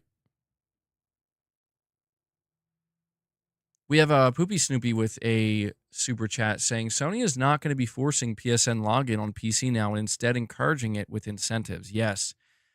Yeah, we covered this, Poopy Snoopy. I do think it's a good thing. I think that PC players are going to be I mean, I haven't been like on the internet, or I guess I should say I haven't been socializing or paying attention to what PC players are saying about it right now, but my assumption, and you guys can tell me if I'm wrong, I think they're probably pretty happy about this. I think they see this as good news.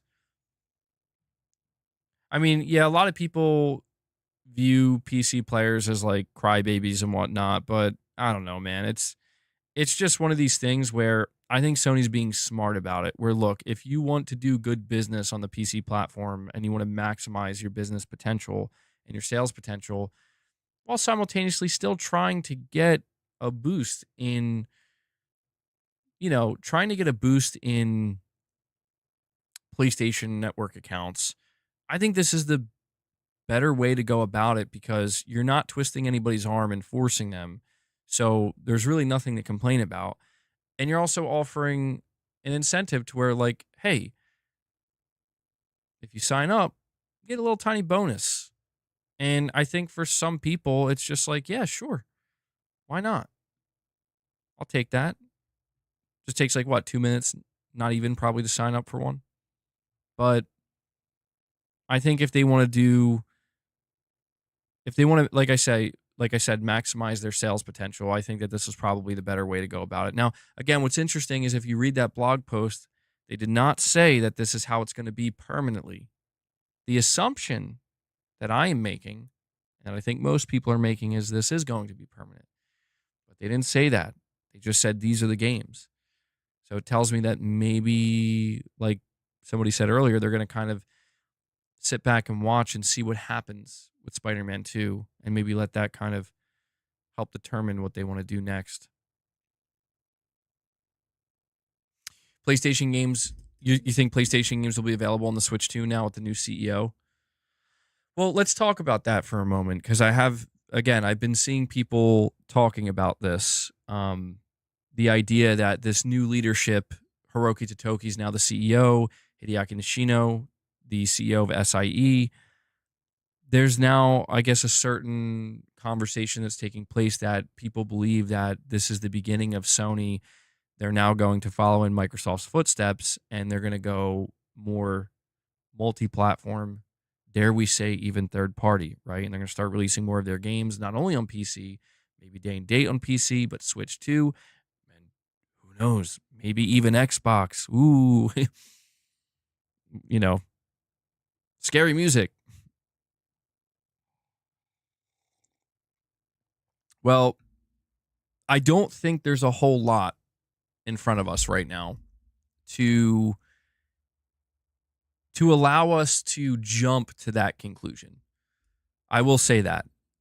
There's not something that has occurred today that makes me think, oh, well, there it is. They're going to be bringing games to Switch too. Or, oh, there it is. They're going to be bringing games to Xbox. Or they're going multi-plat. I don't see that because it's too, like, that would be like the equivalent, I think, of me being like, oh, there it is. They're not going to release games on PC anymore. They're going back to true exclusives. I just don't think there's enough.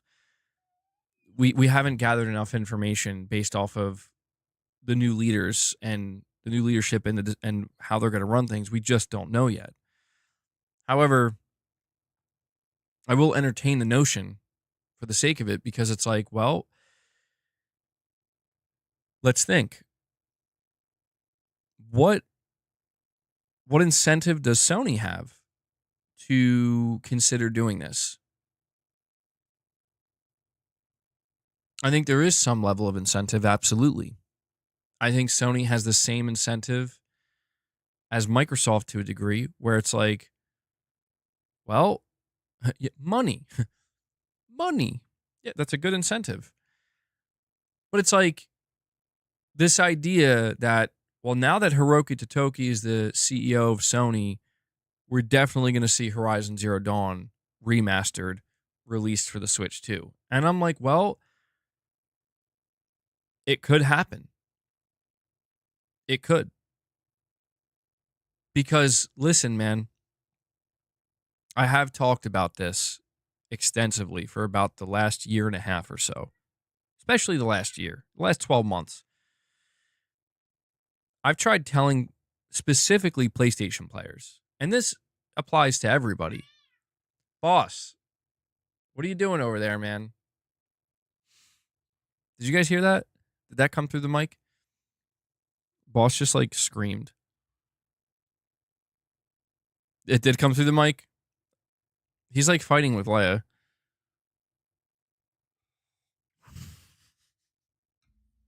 I didn't think that came through. It was probably really faint. But I've tried telling specifically Boss. I tried telling PlayStation players specifically. Do not assume to know what the leadership at PlayStation or Sony is going to do, because you don't know. And you're not going to know unless you are part of their board meetings, strategizing for how they're going to tackle the next 5 to 8 to 10 years. Gone are the days of PS1 to PS2, we know exactly what to expect. PS2 to PS3, we pretty much know what to expect. PS3 to PS4, yeah, it's routine by now. That's not the way it is anymore. It hasn't been that way since 2020 and 2021. And so it's not also to say that you should assume that when people come out and they're like, Sony's going to go full multi-platform, it also seems a bit foolish to just be like, yup, you're right, they are, because chances are they're probably not doing that. I'm just trying to make it clear to PlayStation players that you have to do two things. Number one, you have to ask yourself, why are you playing on PlayStation? And number two, what are your expectations from this company? Truly. And I feel like if you can answer those two questions, then you're fine. I play on PlayStation because of exclusives. Okay. Well, their games are going to PC now. So you get timed exclusives. Is that good enough? For some people, yes. For some people, no. I play on PlayStation for trophies, for the DualSense, for whatever, right? Everybody has their own reasons. Boss, come on, man. I guess what I'm really trying to get at here is I had this mantra, essentially, that ever since Jim Ryan announced he was retiring and there was a lot of transition going on, a lot of changes being made, I basically had this mantra of expect anything. Like, expect anything. It doesn't mean that when people come out and say, well, I think Sony's going to go full multi-platform, put all their games on Switch and Xbox, and they're done with the console. I mean, yes, that does technically count under the umbrella of anything, but it's like, really, bro? Like, what, what's making you see that right now? You know, like, but to be fair, I am saying expect anything. So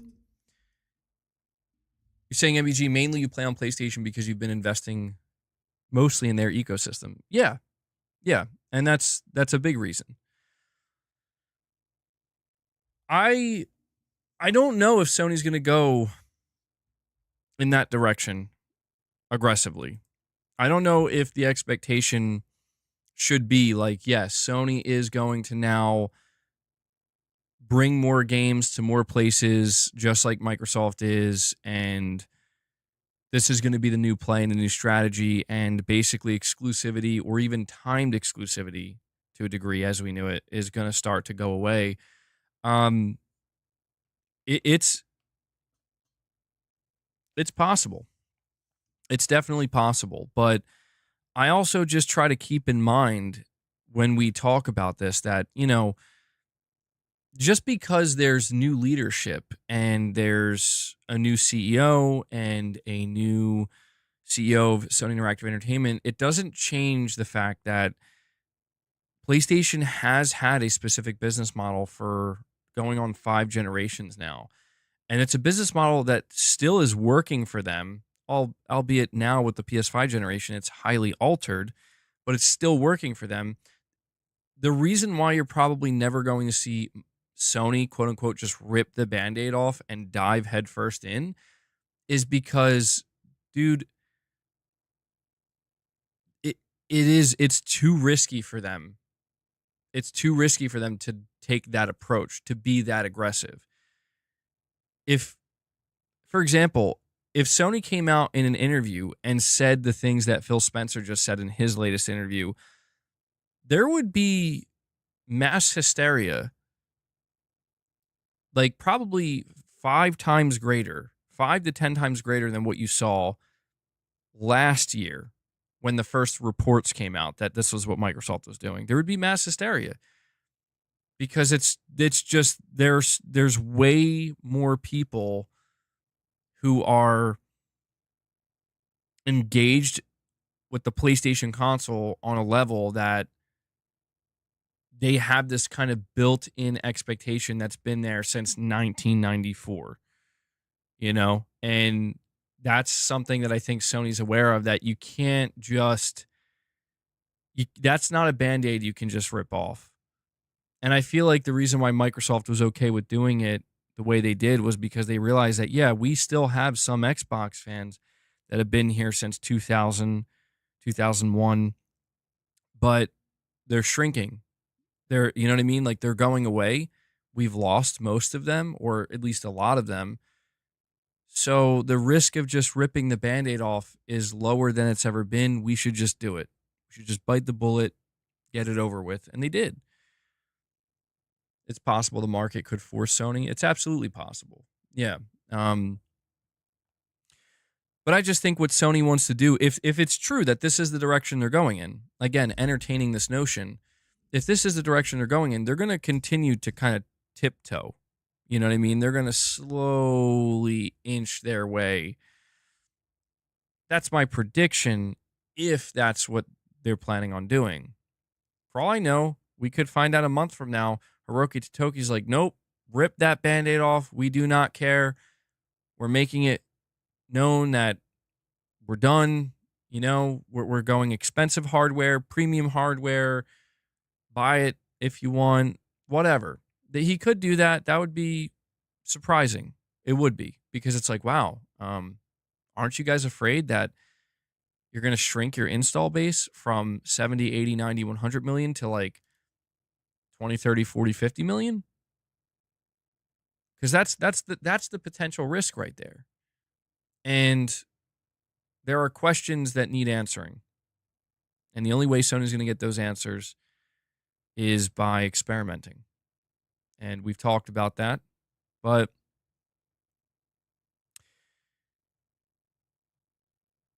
I will tell you this, man. People have been talking about PC a lot these days. Go to PC, game on PC. It's better to play on PC because, you're going to get access to everything eventually.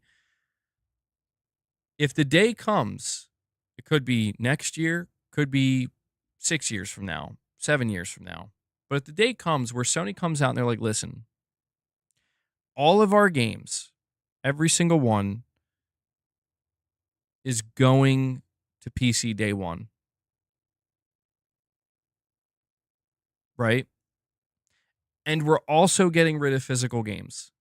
The day that happens, I will probably go to PC. Yeah. Because if Sony does that, they've removed, like, those are such monumental things for me that it's like, well, there is no timed exclusivity period. And that's the last thing that would make me hesitate a little bit, is giving up my trophies, the idea of having to start again. But they just announced today that if you make a PlayStation Network account, you can earn trophies now. So it's like, these are the things that still matter to me.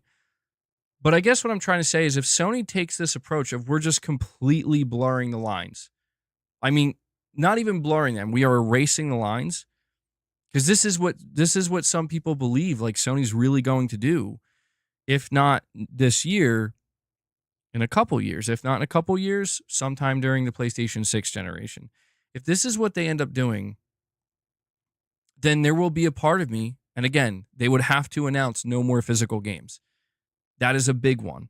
If I find out you can't buy physical PS6 games, honestly, I might go to PC out of spite. Truly, I might. Because that to me is like, holy shit, dude. What are you doing? I would be upset about it. I'm not going to lie. I would be very upset if Sony was just like, we're all digital now. Deal with it. I would, I think, out of spite, be like, you know what? I'm going to go to PC. Now, would that mean I still wouldn't buy a PS6? Hard to say. Maybe I'd get over it and be like, well, I guess the future is digital now. The future is digital. We're here. We're in the future. I can't buy physical games anymore. Or yeah, I've got PC and Switch.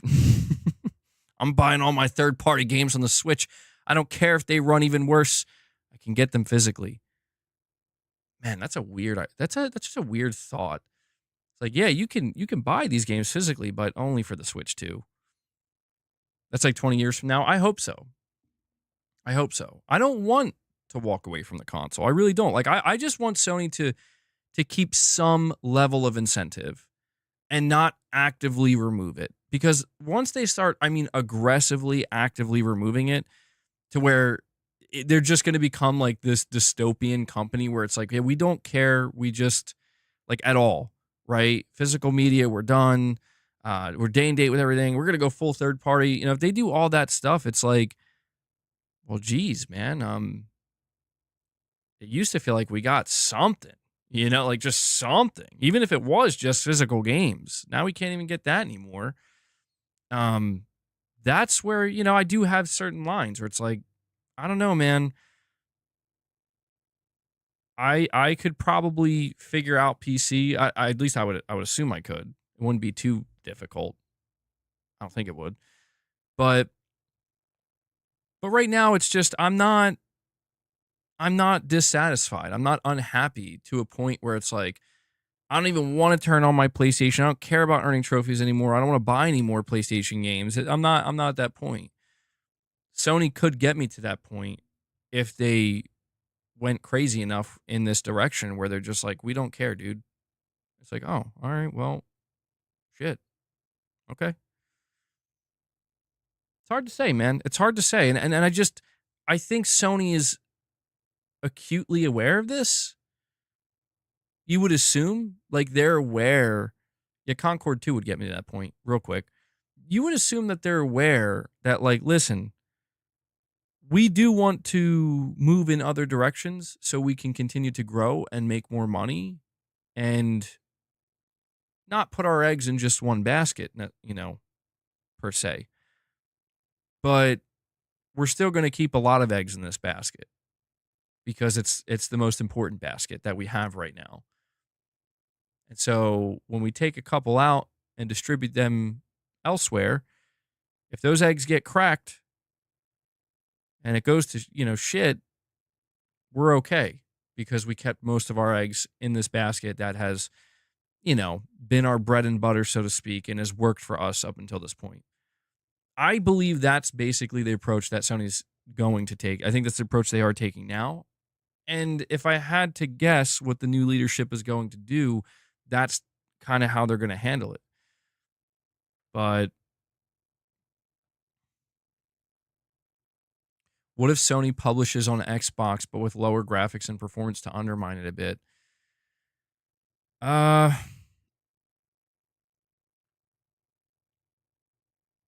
I mean, right now, I guess they wouldn't really have to do that because they have the Pro, but I don't know. That would be yeah, I mean that's like a step that's a step ahead of what I'm even anticipating. Just the idea of them publishing something on Xbox is already kind of far out for me in a sense. Where I could believe it, but I'm just not convinced necessarily right now.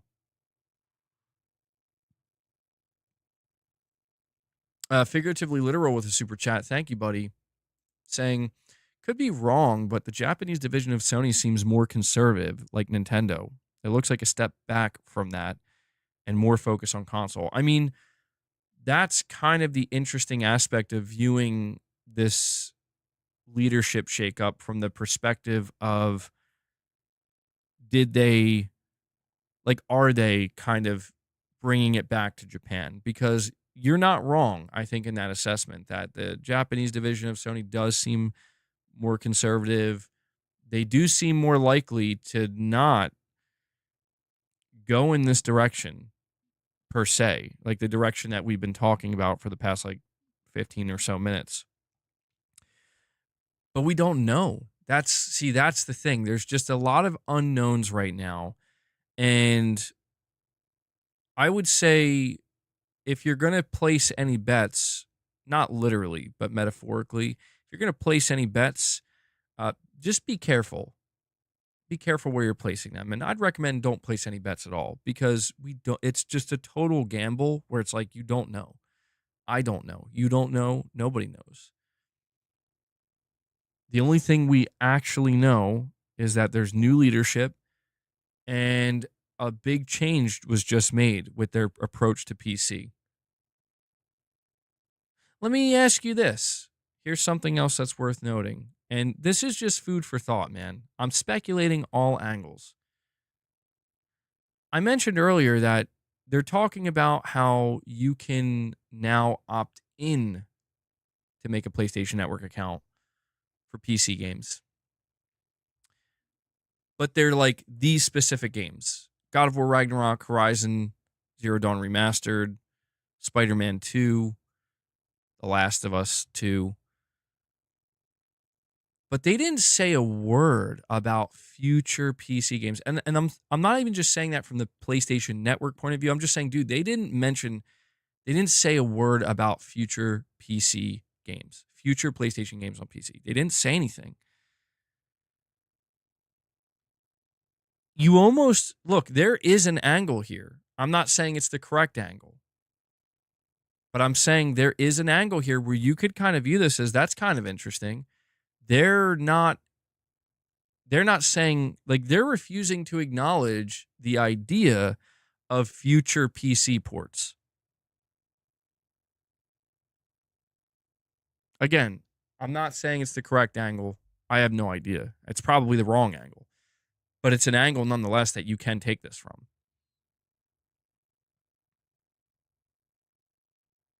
I think I should do a poll. That's an incorrect assessment. Sony literally issued a uh, mea culpa. How do you say that? Mea culpa to PC players today, revealing the importance and necessity of the future of PlayStation on PC. Times are changing, going to be rough for some. See, that's what I mean. Like it is one or the other, right? Like it's a big change and it means one of two things. It's either we're not trying to piss PC players off because we're going to need you guys. So we're working with you now. It's either that. Yeah, because you know what? I think I think you might be right, okay? Like, because the more I'm thinking about it, if they were planning on walking away from PC, then they definitely would not have removed. They would not have removed. Um, yeah, you know what? I think you're right about that. I think this is an incorrect assessment. Yeah, that's true too. That's true too. You're saying Sony said they would keep adding incentives. That's true. So there you go. That good call on that one. I didn't think about that. That is their way of very subtly making it known that yes, there's more coming. Okay. So yeah, that I think that would make it an incorrect. So this leads me to believe the opposite. Yeah. I'm starting to think that this idea that they're going to be more conservative and take certain steps back and backtrack, I don't think so. I don't think so. But I don't know. The idea of times are changing. Read the last line in the blog post. Let me go check. Let me pay closer attention to that last line.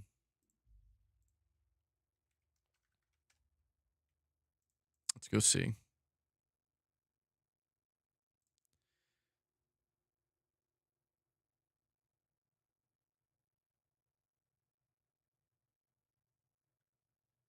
Thank you to our PlayStation PC fans around the world for your support. Above that, it says game creators at PlayStation Studios will continue to work on bringing more benefits to players who sign up for a PlayStation Network account. So be sure to follow studio channels for more information.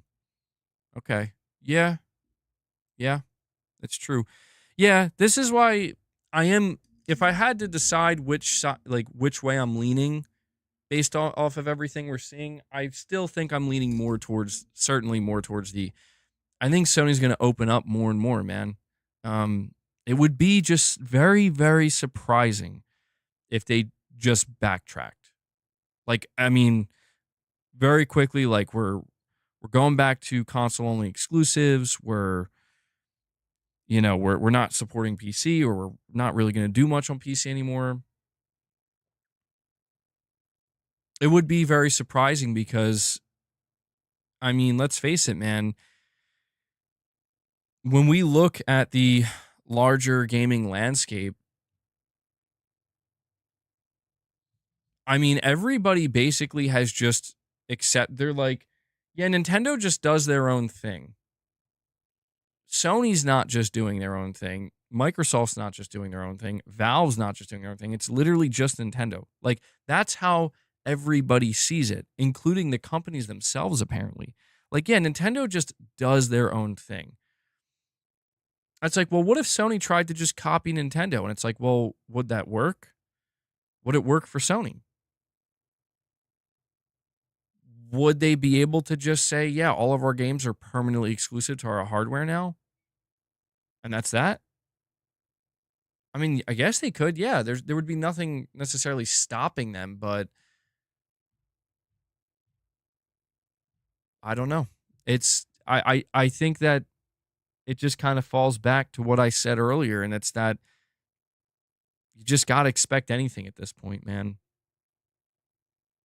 I mean, I see so many people on the internet, people who are certainly not I'm not even saying I'm qualified.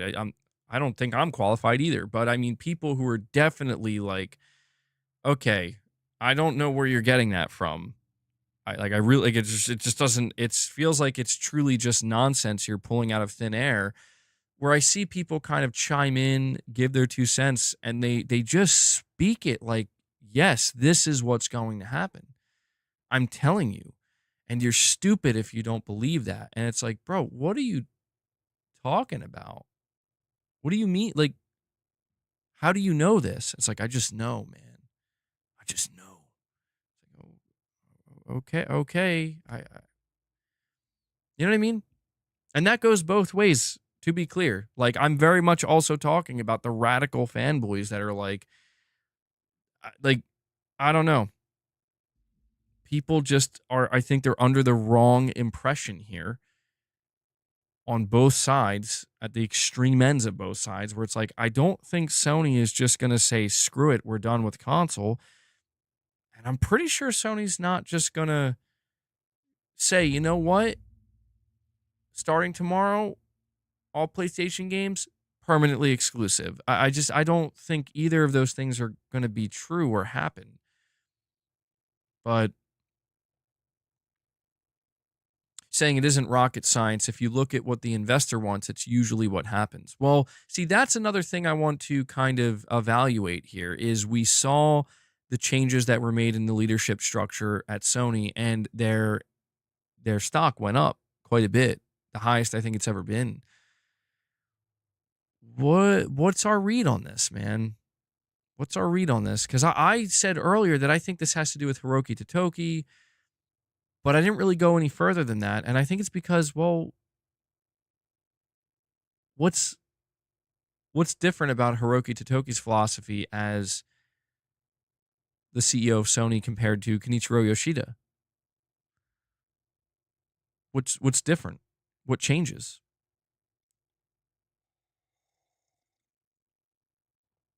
Sony should come to grips with their ceiling potential on console.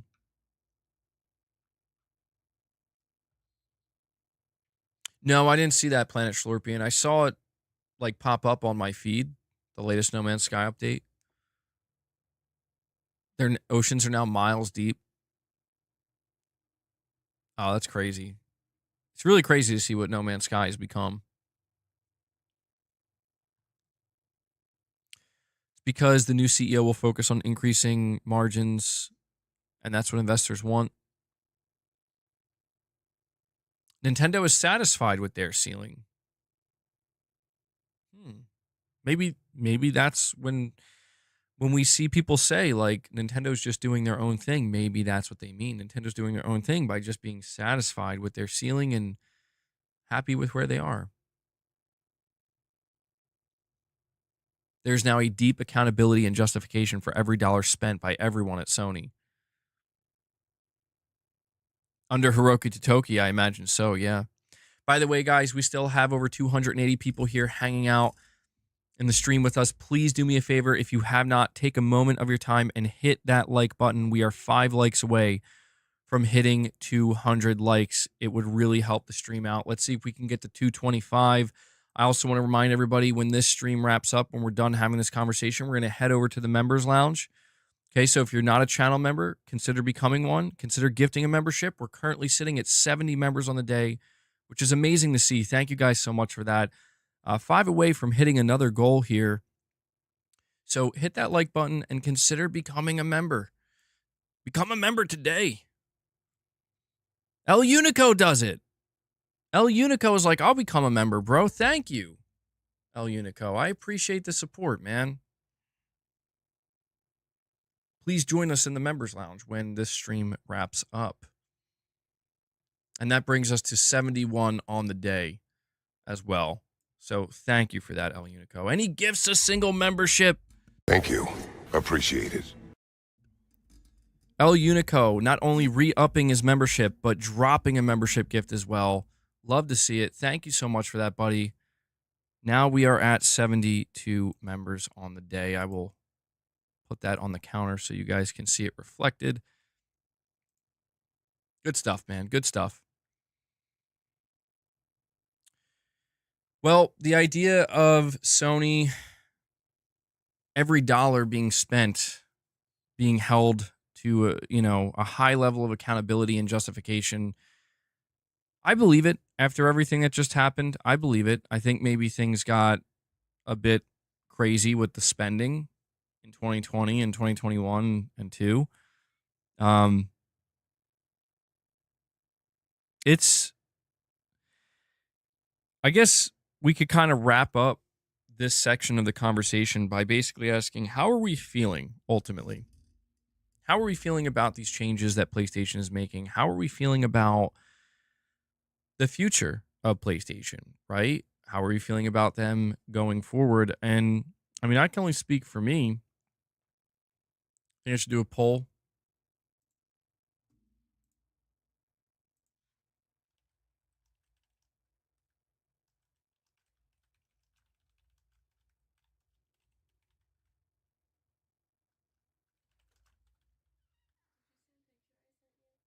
No, what's it of?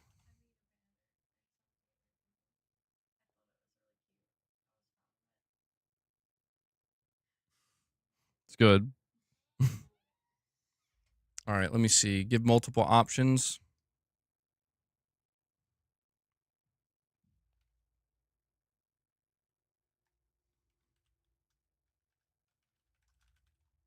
All right, hold on. I'm constructing this poll.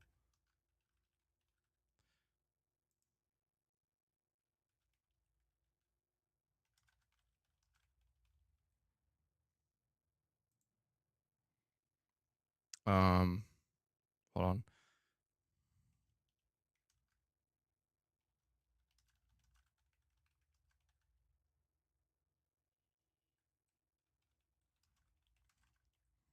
Sorry, one more.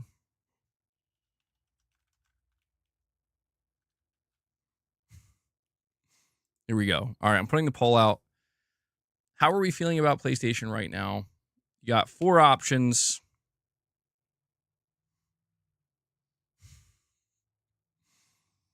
I had to add a 4th one in there for those of you who need that one.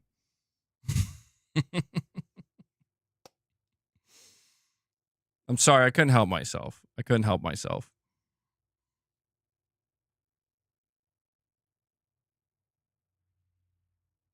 But make sure you guys vote on that. We have Figuratively Literal with another super chat saying, in many ways, Nintendo sought to expand IP like Sony with theme parks, movies, and mobile. Pokemon Go was a smash hit long before Sony really tried. That's a good point. Yeah, not something I think about that often. I guess in a way, Nintendo has been doing this as well, and they've been pretty successful. I mean, the Mario movie was a huge hit, talking like made over $1 billion. And yeah, the theme parks, Pokemon Go, not things I really think about that often, but very true. Very true. I think it's just the thing is Sony has massive ambition ultimately. I think Sony has massive ambition, and that's obviously driven by the need or the desire, I should say, to grow the company, really just try to maximize their potential. And that's going to be difficult, I think, for them to do without potentially making some mistakes along the way. But you could make the argument that they've made some mistakes already along the way, and they're now in a position where they can properly learn from those mistakes and hopefully make decisions that yield better results across the board, not only for them as a business, but for the fan base as well. An Abby and Joel roller coaster. Oh man. That's true too, Chris Brown. Yeah, these are things I don't even think about when it comes to Nintendo, which is funny.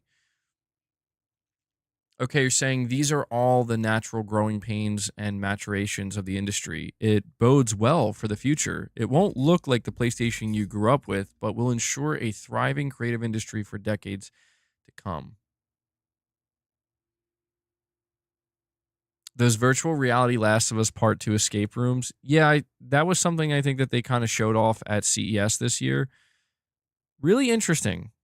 Not sure what they're planning on doing with that, but it's early technology, and they're clearly trying to do something with it. Take me to Yarnum, bro. I want to know what Yarnum smells like. I want the full sensory experience of Bloodborne. To be honest though, I think a lot of people would want that. No joke.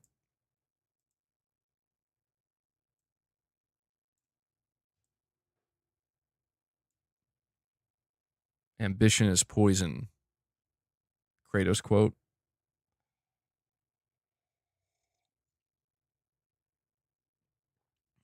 Well, I think one of the more important things that Sony should do, put kind of giving my 2 cents here, what I think Sony should do. Ultimately, I see the things that people kind of gravitate towards. They gravitate towards the conversation around exclusives, around prioritizing the console. And listen, all these things are interesting to talk about. They have their place and they have a certain level of importance. But I think at the end of the day, the most important thing has always been and will always be the prioritization of you got to make sure you're delivering with the games. And that's why I haven't given up on Sony, right? Like even a little bit because they've had, you know, they've made some mistakes, of course, but it's also why I just kind of inherently disagree with some of the, I don't even know if I want to call it criticism, but the overreactions from people with things. It's like, I get it, man. Like something can be bad and we can identify it as bad in isolation. Um, but when we stack it up against the bigger picture, I think that's where people get a little bit too crazy and they make it sound greater than it really is, or they make it sound worse than it really is. And I think what Sony just needs to make sure they do, regardless of what decisions they're going to make for the platform, with exclusivity, with the console, with trying to grow the brand, trying to grow IP, they can't lose sight of what it all kind of centers around, right? Where it's stemming from. The roots. The roots are you gotta keep making great if not generational defining games, just because I mean, some people think console generations are going to come to an end at some point, but just make these great games that people will always latch on to, man.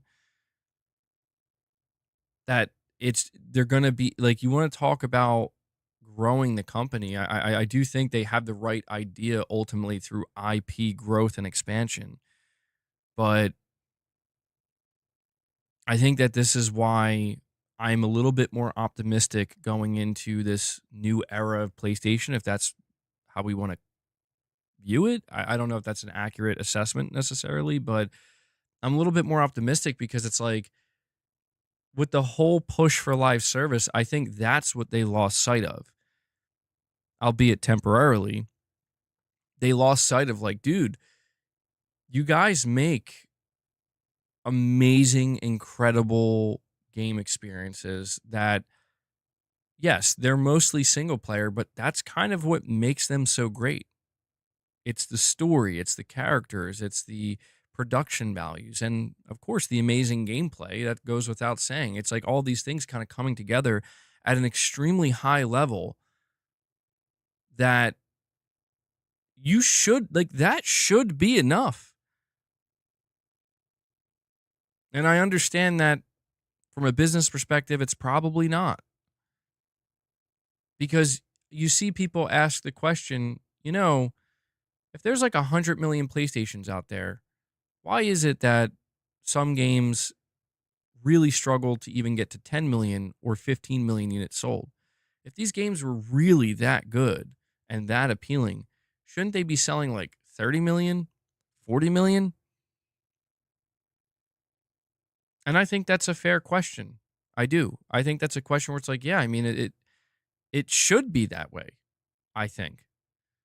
It should be. Games like God of War should be selling 40 million units on a 100 million install base, but it's not. It's selling maybe 20 million, which is still great. That's still fantastic. But it's like, you know, if it's true that the ceiling of the console is 120 million, maybe 140 million, give or take, and I'm talking the PlayStation console, then how do you convince more people on that console to buy this game so you can get to 35, 40, 45 million units sold? I don't know. Would it be easier to try to go beyond that? And that's the thing. It's just like they have to be careful how much they force it because I guess what I'm trying to ultimately say here is I firmly believe that if Sony just sticks to what they do best, doesn't mean they can't leave a little bit of room for experimentation, but mostly stick to what they do best, which is continue to make these incredible single player games that ultimately I think speak to people. And again, are games that people are always going to think back to and always latch on to. They shouldn't they shouldn't ever lose sight of like that should absolutely at all times be what you are shining the light on. Not live service, not mobile, not anything that's in the category of chasing trends and doing what's going to make the most money the quickest. But I think it's really got to come back down to that because I do believe given enough time, and that's the important thing here, over a long period of time, you can see these games, these IP that they have, you can see them begin to grow and expand into other areas and into other things that people would have never expected. But if you let it happen naturally over time, that's the key right there. You have to let it happen naturally over time. Like, for example, what if there was better planning when it comes to the idea of a Last of Us online game? I think a Last of Us online game would have been a great extension. Like, that is a great way to grow this IP. But their approach to it was just misguided in that, like, well, you really need to figure out, does Naughty Dog want to commit to that? If the answer to that is no, like, we'll make the game, but we're not going to commit to supporting it for the next 10 years, find a solution to that. Take your time. Tell the investors it'll be worth the wait because it will be. Find the right partner. Buy a studio that can now become a full-blown like Naughty Dog support studio that their job is to support this multiplayer game. You can make that work. But I get this feeling that it was like, well, we made we spent all this time making this game. Now we find out the studio doesn't want to support it. They're all upset. Screw it all, And I'm just like, well, I just think that they need to be a little bit more thoughtful about understanding when people look at PlayStation, they think what makes PlayStation great. It starts with their single player games. I mean, it starts with the platform, of course, people, buying PlayStations and becoming familiar with PlayStation, but it really is the games that they make. There's nothing wrong with wanting to expand that. There's nothing wrong with wanting to do more with what you have. But I just don't, sometimes I look at some of the decisions that were made and I'm like, I don't understand how this is the end result. When really all that seems to be required here is, if not better planning, just taking a step back and realizing that we shouldn't just dump this, or at the very least, we shouldn't just say, you know what, this whole thing is a mistake. Because I think that's where it's like, it kind of goes back to what I'm saying, where how do you get people, if you're selling 20 million units of your single player game, but that's what resonates with people. Like, that's what resonates with people. Like, yo, we got this game. It's winning awards. People love it. It's getting great reviews. It's selling pretty well. 15 million units, something like that. That's good. That's very good. So it's like, but we want more. Okay. All right. Then plan it out. Of course you're going to do sequels, but plan it. I mean, really think deeply about the strategy and how are you going to maximize the potential of this IP, because sometimes I just think that I think that there's this kind of there's so much missed opportunity, I think, with Sony in the last 3 to 4 years, that if it wasn't such an imperative to just we need to make the money now and have the success now, if that wasn't driving the vehicle, I think a lot of these different things actually could have turned out to be really beneficial in the long run to the growing of some of this IP. And so, I don't know. It's one of these things where I want to see Sony continue to do obviously the best they can. Don't deviate too far from what they do best and what they're known for, but if they're going to pursue the growth, we really want to grow, we want to expand the IP, then I think they got to be smarter about it, man. That's what it boils down to. I just think they have to be smarter about it. And I think that's some of the decisions they've made. It's just like some of them just frankly seem boneheaded. I'm just going to be honest. Some of them seem boneheaded. RichRod with a $2 donation. Let me see what he's saying here.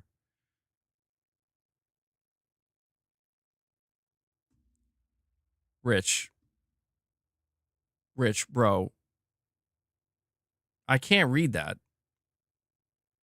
Like even straight up, even if you dropped 10 memberships, I can't read that, man. I can't read that. That's just, you got to reel it in, Rich. You got to reel it in. Like especially that second part. Like the most I could do for you is read that first part, but that's behind. You know what? That's behind like That's behind 5 memberships. I've told you, Rich. I've told you. You need to calm down. I'm not trying. I am not trying to dump on other content creators, man. That's not my prerogative. Rich is like, all right, guys, 5 memberships. Yeah, we get 5 memberships. I'll read the first part of that. I am not reading the second part of that, bro. I'm not reading the second part of that. It's just too much. So we get the 77 members. That's the best I can do for you, Rich. Anyway, okay, you're saying enough is never enough in infinite growth. No stone unturned, no road not taken. Like you said, it's the game that matters, not what you play it on. Well, it would have been a really interesting scenario if, like, I keep thinking about The Last of Us multiplayer because I genuinely feel that would have been the one. I could be wrong. Maybe that game was a dumpster fire behind the scenes, but everything we've heard made it sound like it was really good. I'm trying to envision a world where Naughty Dog, they announced this game, it comes out, it's released everywhere. The Last of Us Online, PlayStation, Xbox, maybe Nintendo Switch 2, and PC. It's a straight up live service Last of Us game. And there is a studio that Sony bought where it's like, fuck it, man. I mean, I know it sounds extreme, but you turn Sony Bend into Naughty Dog North or whatever, right? Or South. And that's what you guys do. You make content now for The Last of Us Online, and this game's going to persist for the next 10 plus years or longer. I mean,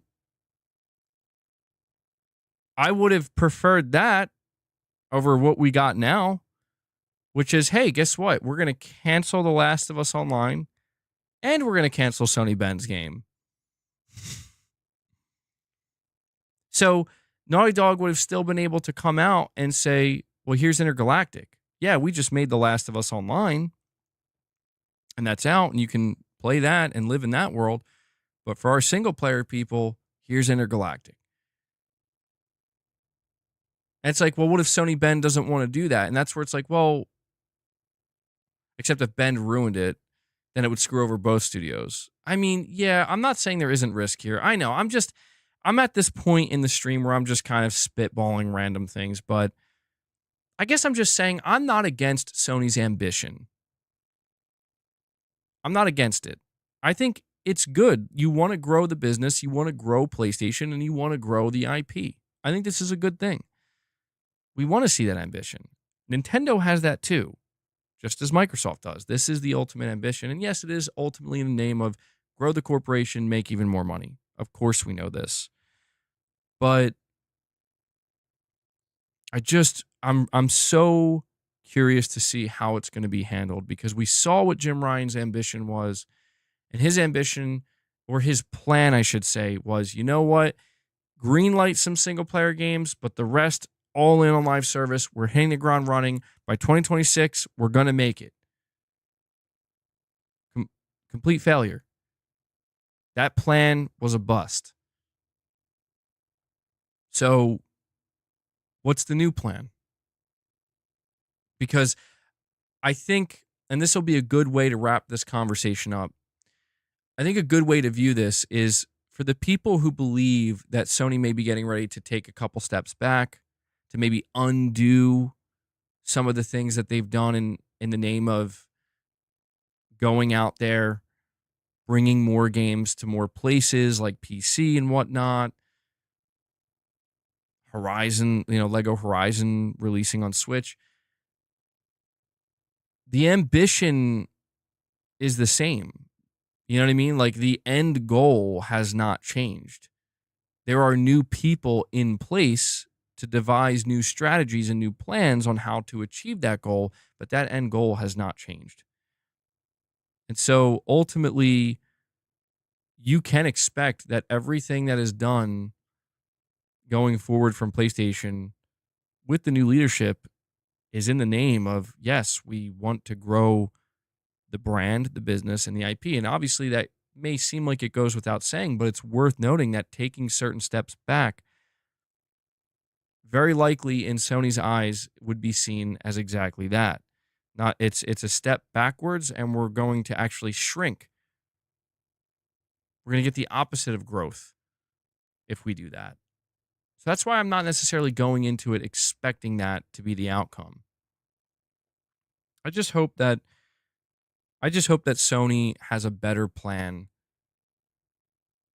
this time.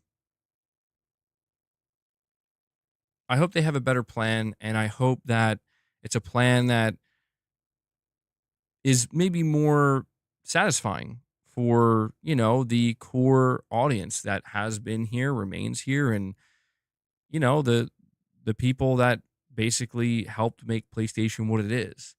I hope that it's a plan that we can get on board with a little bit more seamlessly and embrace a little bit more easily. But we will see, man. There's a lot we still don't know. Can't say I was expecting this. I made RichRod sad. How did I make RichRod sad? Well, I don't believe that for a second. RichRod's not sad. RichRod doesn't get sad. He's too violent.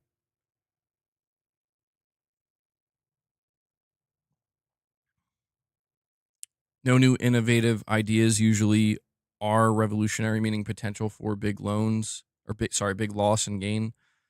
That's why they innovate little and try to stay on the safe side. Can we dunk on Hermen one last time? Not yet. RichRod, you're very sad. All right, guys, I'll make it easier then. Because we're gonna be wrapping the stream up soon. very soon to head over to the members lounge. So we're sitting at 72 members. Um, 3 more memberships. If we can hit that 75 mark, I'll read the first part of RichRod's chat so we can make him less sad. So I mean, I'm trying. I'm trying, man. You got to work with me, Rich. You got to work with me. You know, I'm sad. I'm sad that you gotta be so crazy with your. I appreciate the donations and what you're, you supporting the channel, but you make me sad with the aggression and the violence. I'm not even reading it in the members lounge, bro. It's just bad. Let me check on the poll.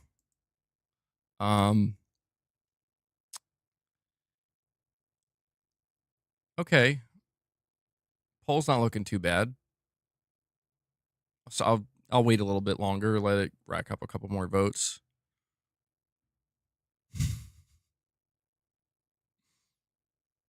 %40 tariffs for RichRod. Yeah, guys, make sure you're still hitting that like button if you haven't already. We're doing good. We're sitting at, where are we at? We're at 217 likes, which is great to see. We're very close to 225.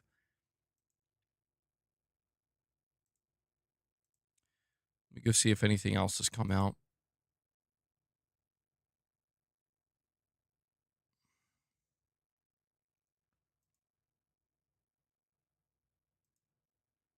I mean, I still feel pretty good about PlayStation overall. I'm still excited. That doesn't mean there won't be certain things that are disappointing or, everything's going to be perfect. Certainly not. But there's still quite a bit I'm looking forward to. I still feel like 2025 is going to be one of the bigger years for just gaming in general. And I feel like PlayStation will obviously be a big part of that. I have the PS5 Pro. Obviously, Ghost of Yotei and Death Stranding 2 are very much on my radar. There's be a lot of third-party games coming out this year that I play. GTA 6 being the biggest one.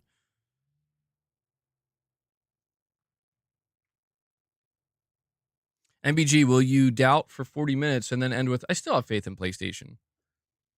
Well, it's not necessarily that I have. See, I don't know if I want to use the word faith. Faith is a strong word. It's not that I have faith. It's just that it's because it's not faith, to be honest. It's just what I know, like for a fact right now, I'm happy with. In fact, I would say it's more like I don't want things to change. Let me explain. In front of me, I'm getting 2 big single-player games from PlayStation Studios this year. Ghost of Yotei, a follow-up to Ghost of Tsushima from Sucker Punch, one of my favorite games, and a follow-up to Death Stranding, with Death Stranding 2 from Kojima Productions. It's like, hell yeah, dude. Like, that's awesome. I don't care what anybody says.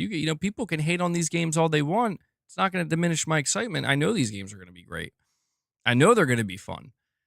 And I'm absolutely going to play them on my PS5 Pro. And I'm going to buy physical copies. See, that's a thing, too. I'm happy that we're still getting physical games for PlayStation 5. And I want to continue to buy them and collect them and enjoy that aspect. And I don't want Sony to deviate from that and not, going into the next generation, get rid of. I don't want to see them continue to push digital as aggressively as they are. But even if they do, just keep making physical games and you keep me happy. Great third-party support. I don't really have to worry about third-party games skipping PlayStation. That doesn't really ever happen. It's occasional, sometimes it happens, but not often. Certainly not often enough to make me feel, like there's something wrong.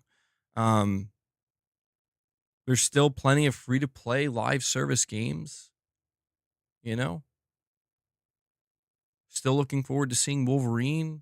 I am still looking forward to State of Plays because I'm expecting there to be some good stuff that I'm going to be interested in.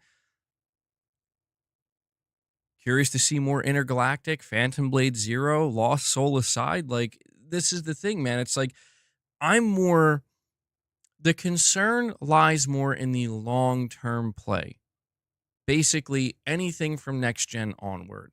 for the remainder of this generation, I'm not dissatisfied with what's in front of me. Do I realize that multiple games have been canceled? A lot of games have been canceled this generation and a lot of time has been wasted? Absolutely. Does that mean I could have even more games instead of looking at 2 big games this year? I could be looking at 3 or 4? Yes, but what are you going to do? It happens. It does. It happens from time to time. Every publisher and studio, they have their rough patches. And I think anybody who pretends that that's not true is just kind of being disingenuous. You're saying I called the Bungie thing out before others, or long before others did. Yeah, I mean, it sucks too, because like the truth is, like when Bungie was first acquired, I actually was very optimistic. But then I just started to kind of realize, like, wait a second. Like I looked deeper into Bungie and their philosophy, and I'm like, hold on, Sony. This may not have been a good idea. But, it's neither here nor there. All right, guys. We'll do a last call. Last call. If you have anything, any type of fan funding you want to drop before we head over to the members lounge. If you want to, again, drop any memberships, membership gifts, super chats, direct donations, now is the time to do it, because we're going to wrap up here momentarily in just a couple of minutes. I'm going to head over there.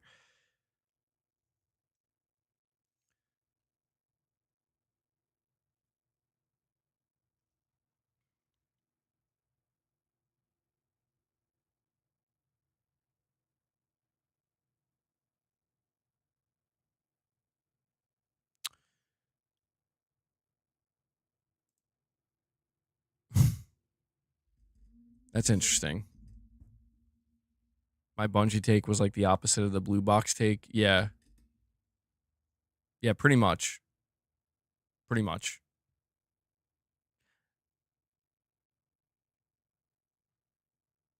All right, let me end this poll too, by the way. So you guys voted on the poll. We got 193 votes. How are we feeling about PlayStation right now? 35% say good overall. 34% say okay, a little worried. 18% say bad, it's just bad. And 11% say Xbox for life.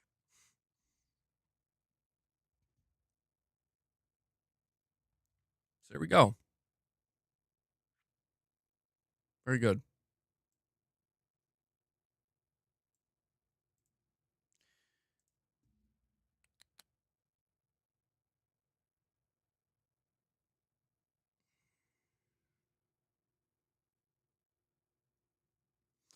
Sorry for the awkward silence. I am just checking on something before we head out here.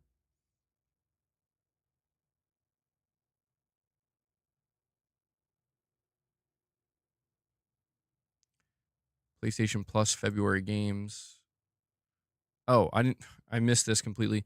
So the February games for PlayStation Plus: Essential, Payday 3 for PS5, High on Life for PS5 and PS4, and Pac-Man World Repack for PS5 and PS4. Dude, I think I played that Pac-Man game a long time ago.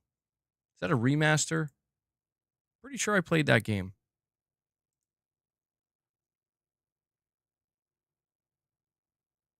You think I'm going to eat my words about Bungie? They're still one of the best. You'll see. Well, I would be happy to be wrong. Like I still think Marathon might be good, you know. It might be good. I just don't have immense faith or optimism even when it comes to the future of Bungie. I think they will still live as a studio, and they could still make a comeback.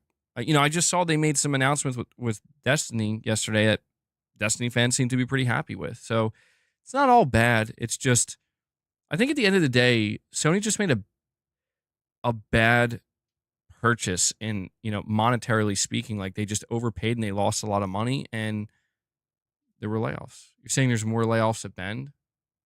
Was this just announced?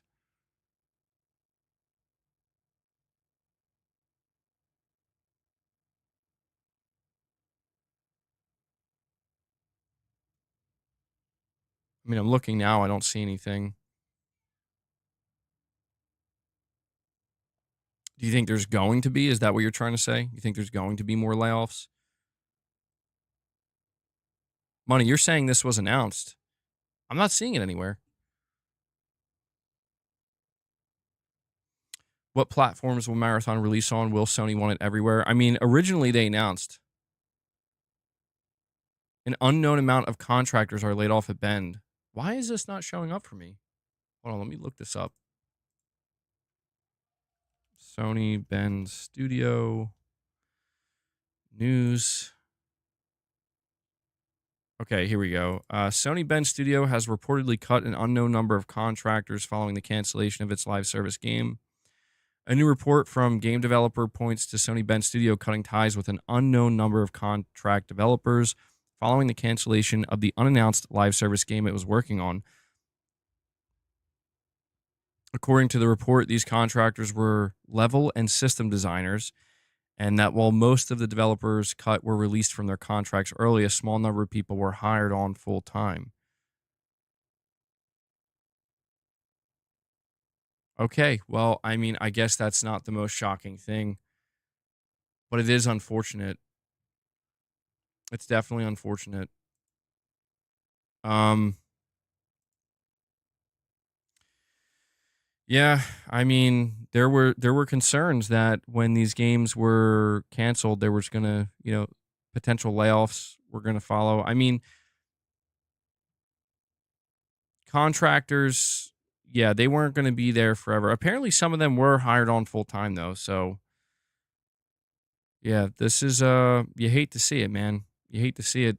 Sony really, I think I'm I don't know what Sony Bend is gonna do next. I don't know what Blue Point's gonna do next, but they have to. I mean, I'm gonna be honest. I think they have to play it safe. They do. That doesn't have to be a bad thing, but I think they have to play it safe. They can't risk having something go wrong like this again. I don't think they would be able to survive it.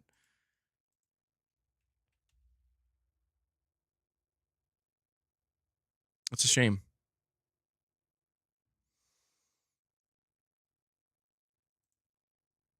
All right. Guys, I think this will be a good point to end.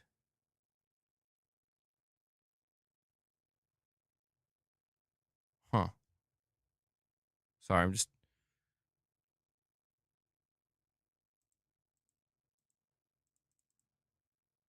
okay. Yeah, I think this will be a good place to wrap the stream up. Like I said, we're going to be doing a members lounge. So if you are a channel member, once this stream ends, a second stream is going to go up just for members only. I hope to see you guys there. Indeed, Gaming Survivor. Um, Again, if you're not a channel member, please consider becoming one. I'm trying to obviously continue to grow the channel, talking about growth, trying to grow the channel, grow the community, grow the member community. If you are a gifted member and if you enjoy any of the member content you are going to get, please consider paying for that membership. It definitely helps.